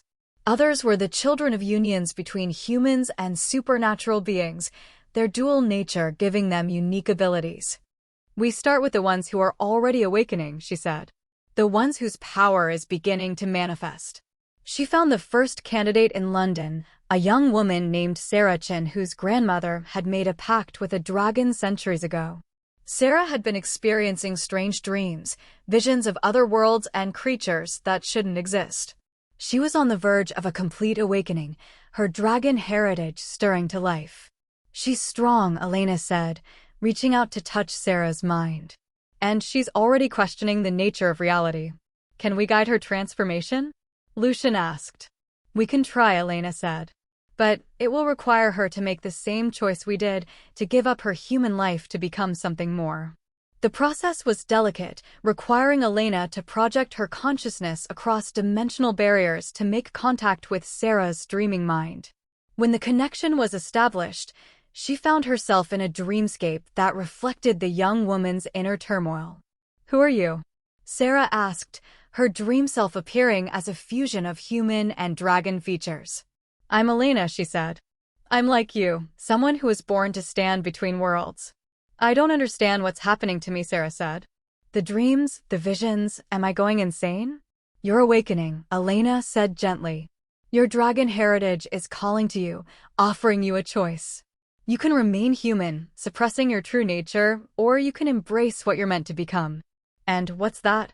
"A guardian," Elena said. "A protector of both worlds, standing watch against the forces that would destroy them." Sarah's dream self flickered between human and dragon forms. "What does that mean? What would I have to give up?" "Your mortal life," Elena said honestly. "Your human relationships, your place in the world you've known. But you'd gain something greater, the power to protect those you love, to stand against threats they can't even imagine." "Show me," Sarah said. Elena opened her consciousness, sharing her memories of the transformation, the battles they had fought, the peace that came from fulfilling one's true purpose. Sarah absorbed it all, her dragon heritage responding to the call of duty. "I'll do it," she said finally. "How do I begin?" "Find the old shrine," Elena said. "The one your grandmother told you about in her stories. The place where your family's pact was made. Go there during the new moon and call upon the power of your ancestors. Will you be there?" "I'll guide you," Elena promised. "But the final choice must be yours." The connection faded, leaving Elena back in the space between worlds. She felt drained but hopeful, Sarah would make a strong guardian, her dragon heritage providing abilities that would complement Elena's wolf-touched nature. "One down," Lucian said. "How many more?" "At least a dozen," Elena said. "Maybe more. We'll need to work quickly. The barriers are weakening faster than I expected." Over the following weeks, Elena and Lucian reached out to others with supernatural heritage. There was Marcus Rodriguez in Mexico City, descended from a family that had made a pact with the jaguar spirits. Jennifer Walsh in Dublin, whose fairy blood had manifested as an ability to see through illusions. David Kim in Seoul, whose family had served the dragon courts for generations. Each contact was different, each potential guardian facing their own unique challenges. Some embraced their heritage eagerly, while others struggled with the magnitude of the choice before them. But one by one, they began to accept their destinies. The first transformation took place on a moonless night in London. Elena watched through the barriers as Sarah knelt before the ancient shrine, calling upon the power of her ancestors. The transformation was violent, her human form dissolving as her dragon heritage took hold. But when it was complete, she stood as something new, not fully human, not fully dragon, but a perfect fusion of both. "I can feel the barriers," Sarah said, her voice carrying across dimensions. "I can sense the weak points, the places where the walls between worlds are thin." "Then you're ready," Elena said. "Take your place as a guardian. The northern sector is yours to protect." Similar transformations followed in quick succession. Marcus embraced his jaguar heritage in the ruins of an ancient temple, his transformation granting him mastery over the spirit realms. Jennifer's fairy blood awakened in a ring of standing stones, giving her the ability to manipulate the very fabric of reality. David's dragon awakening took place in a hidden temple beneath Seoul, his transformation connecting him to the elemental forces of the earth. Within a month, the Guardian network had grown from 2 to 12. Each new Guardian took responsibility for a section of the barriers, their combined power creating a web of protection that was stronger than anything that had existed before. "It's working," Elena said, feeling the barriers stabilize under the Guardian's combined watch. "The network is holding." "For now," Lucian said. "But we've also created something that's never existed before, a generation of Guardians who weren't born to the role, but chose it willingly." "You think that's a problem?" "I think it's unprecedented," Lucian said. "And unprecedented things have a way of producing unexpected consequences." As if summoned by his words, Elena felt a disturbance in the barriers, not an attack, but something else. A presence that felt familiar yet strange, ancient yet newly awakened. "What is that?" she asked. "I don't know," Lucian said. "But it's coming from the deep realms. The places that exist between the spaces between worlds." The presence grew stronger, and Elena realized with growing alarm that it was drawn to the Guardian network itself. Whatever it was attracted to the power they had just created. "We need to warn the others," she said. "It's too late," Lucian said grimly. "It's already here." Chapter 20, Love's True Form. The presence that emerged from the deep realms was unlike anything Elena had ever encountered. It wasn't malevolent like the Shadow Walkers or driven by mad ambition like the Sorcerers. Instead, it radiated a kind of ancient curiosity, as if it had been sleeping for eons and was only now awakening to find the world changed. "Who disturbs the ancient sleep?" it asked, its voice echoing through the space between worlds. Elena felt Lucian tense beside her, his guardian instincts responding to the potential threat. But something about the presence felt familiar, as if she had encountered it before in dreams or half-remembered visions. "I am Elena," she said, stepping forward. "Guardian of the Western Barriers." "Who are you?" "I am what you might call the first," the presence replied. "The original Guardian, the one who helped create the barriers between worlds." Elena's breath caught. "That's impossible. The first Guardian died millennia ago." "Died?" The presence seemed amused. "No, child. I simply withdrew. The barriers were stable, the worlds were safe. There was no need for my active participation." "Then why are you here now?" "Because the barriers are changing," the first said. "Growing stronger, yes, but also different. The network you've created is not like the old ways." It's something new, something that could either save all the worlds or destroy them. Destroy them. Lucian spoke for the first time. We're trying to protect them. Protection and destruction are often the same thing, the first replied. The barriers were never meant to be permanent. They were a temporary solution to a temporary problem. But you've made them into something else, a prison that traps the worlds in static existence. Static existence is better than chaos, Elena said. Is it? The first moved closer, and Elena could finally see its true form. It was beautiful and terrible, a being of pure energy that shifted between shapes, sometimes human, sometimes animal, sometimes something that existed beyond mortal comprehension. The worlds are meant to change, to grow, to evolve, the first continued. The barriers prevent that evolution. They keep the worlds locked in patterns that grow more rigid with each passing century. And you think we should tear them down? Lucian asked. I think you should transform them, the first said. Not barriers that separate, but bridges that connect. Not walls that imprison, but doorways that allow controlled passage.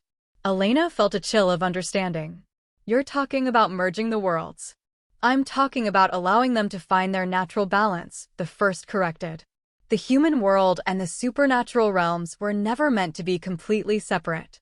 The barriers were created to prevent invasion, not to create permanent exile. But if we lower the barriers, won't the Shadowwalkers return? The Shadowwalkers are a symptom, not a cause, the first said. They exist because the barriers create pockets of concentrated darkness, spaces where negative energy accumulates. Remove the barriers, and the Shadowwalkers will dissipate. And if you're wrong? Elena asked. If lowering the barriers unleashes forces we can't control? Then you'll do what Guardians have always done, the first said simply. You'll adapt, you'll fight, you'll find a way to protect those you love. The first's words resonated with something deep in Elena's transformed heart.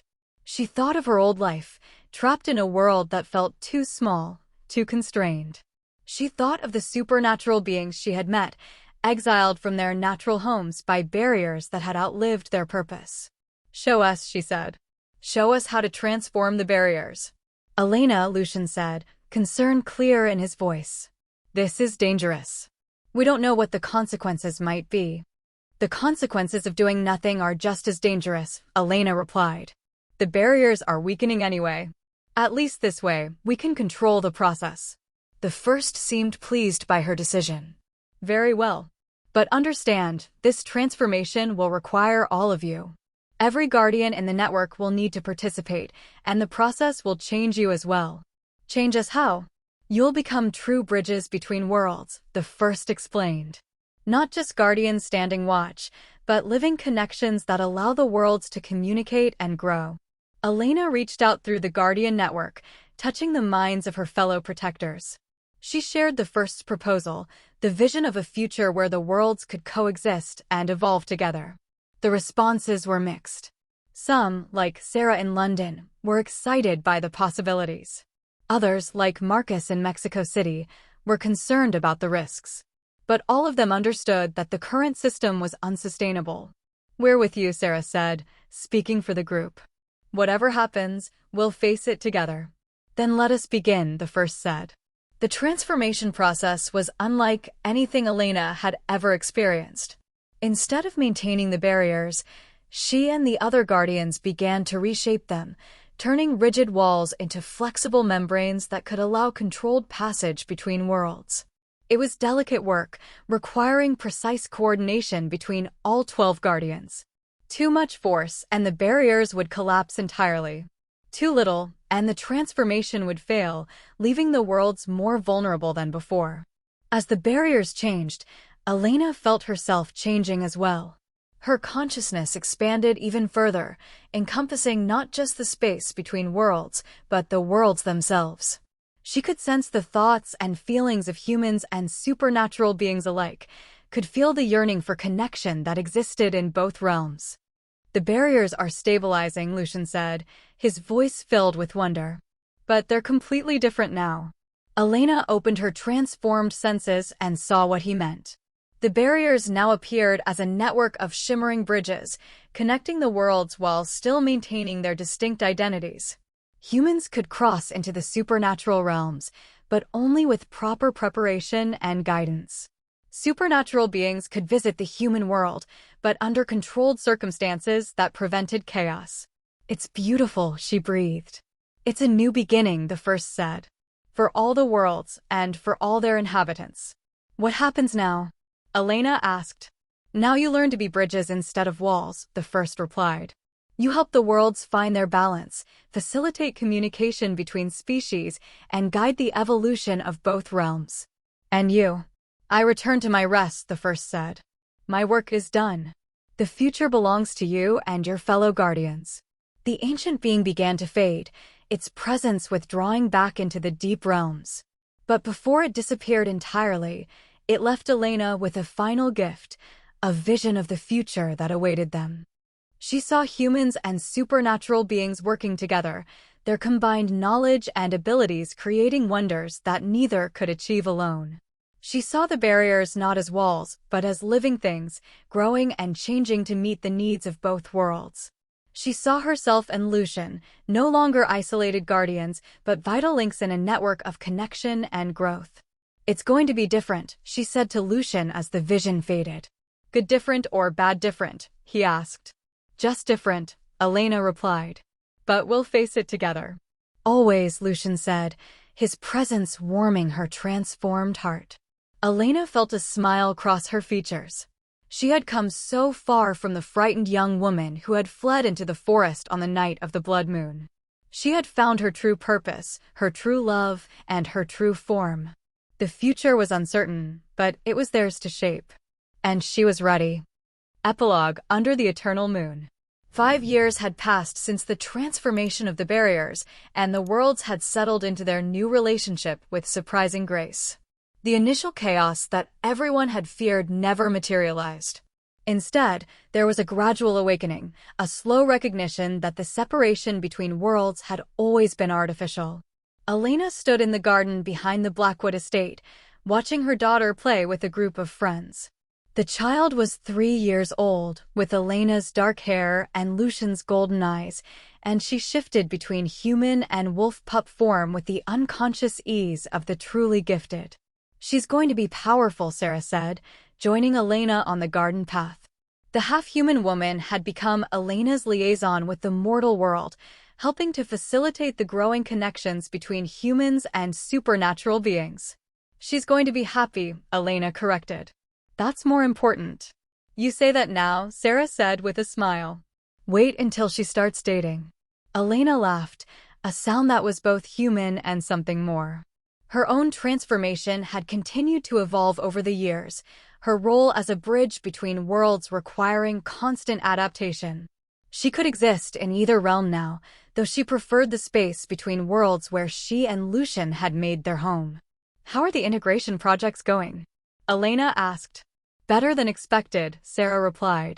"The supernatural healing centers are revolutionizing medicine. The human technology is helping the Fae improve their agricultural techniques. And the joint exploration of the deep realms is yielding discoveries that neither species could have made alone." "Any problems?" "The usual," Sarah said. "Fear of the unknown, territorial disputes, cultural misunderstandings. But nothing that can't be resolved with patience and goodwill." Elena nodded, satisfied.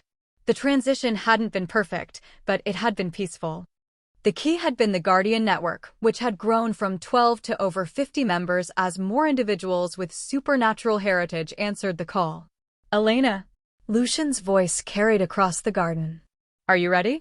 She turned to see her mate approaching, his form shifting between human and wolf as he moved. He spent most of his time now in the Shadowlands, helping to govern the supernatural realms and coordinate with the human authorities. "Ready for what?" she asked. "The council meeting," he said. "The representatives from the deep realms have arrived." Elena felt a thrill of anticipation. The deep realms were the most mysterious of the supernatural worlds, home to beings so alien that communication had previously been impossible. But the new barrier network had made contact possible, and the first formal diplomatic meeting was scheduled for tonight. "Are you nervous?" Sarah asked. "Excited," Elena replied. "This is what we've been working toward, true integration of all the worlds." "All the known worlds," Lucian corrected. Sarah's explorations suggest there are more realms beyond the ones we've mapped. One step at a time, Elena said. Let's establish relations with the deep realms first. They walked together toward the portal that would take them to the council chambers in the space between worlds. The portal was a permanent fixture now, one of dozens that connected the various realms. Travel between worlds had become as routine as taking a train from one city to another. Are you happy? Lucian asked as they walked. Elena considered the question. She had given up her human life, her mortal relationships, her place in the world she had known. But she had gained so much more, a purpose that fulfilled her, a love that transcended mortality, and a role in shaping the future of multiple worlds. I'm complete, she said finally. For the first time in my life, I'm exactly where I'm supposed to be. Even if it means eternal responsibility? Lucian asked. Never being able to rest, never being able to step away? Especially because of that, Elena replied. I was born to be a bridge, Lucian. This is my nature, my calling. I wouldn't trade it for anything. They reached the portal, its surface shimmering with opalescent light. Beyond it lay the council chambers, where representatives from dozens of worlds would gather to discuss the future of interdimensional relations. Ready? Lucian asked, offering her his hand. Elena took it, feeling the familiar warmth of their bond. Always. Together, they stepped through the portal and into their destiny. Behind them, the garden continued its eternal dance of growth and change, while their daughter played under the light of two moons, a child of all worlds and heir to possibilities that had never existed before. The future was vast and uncertain, full of challenges and opportunities that no one could predict. But Elena faced it without fear, secure in the knowledge that she was exactly where she belonged, standing between worlds, serving as a bridge between the known and the unknown, surrounded by love and guided by purpose. The Wolf Prince had stolen her from one life and given her another. And she had chosen to make that stolen life her own, transforming it into something beautiful and meaningful and eternal. Under the light of the eternal moon, Elena smiled and stepped forward into tomorrow.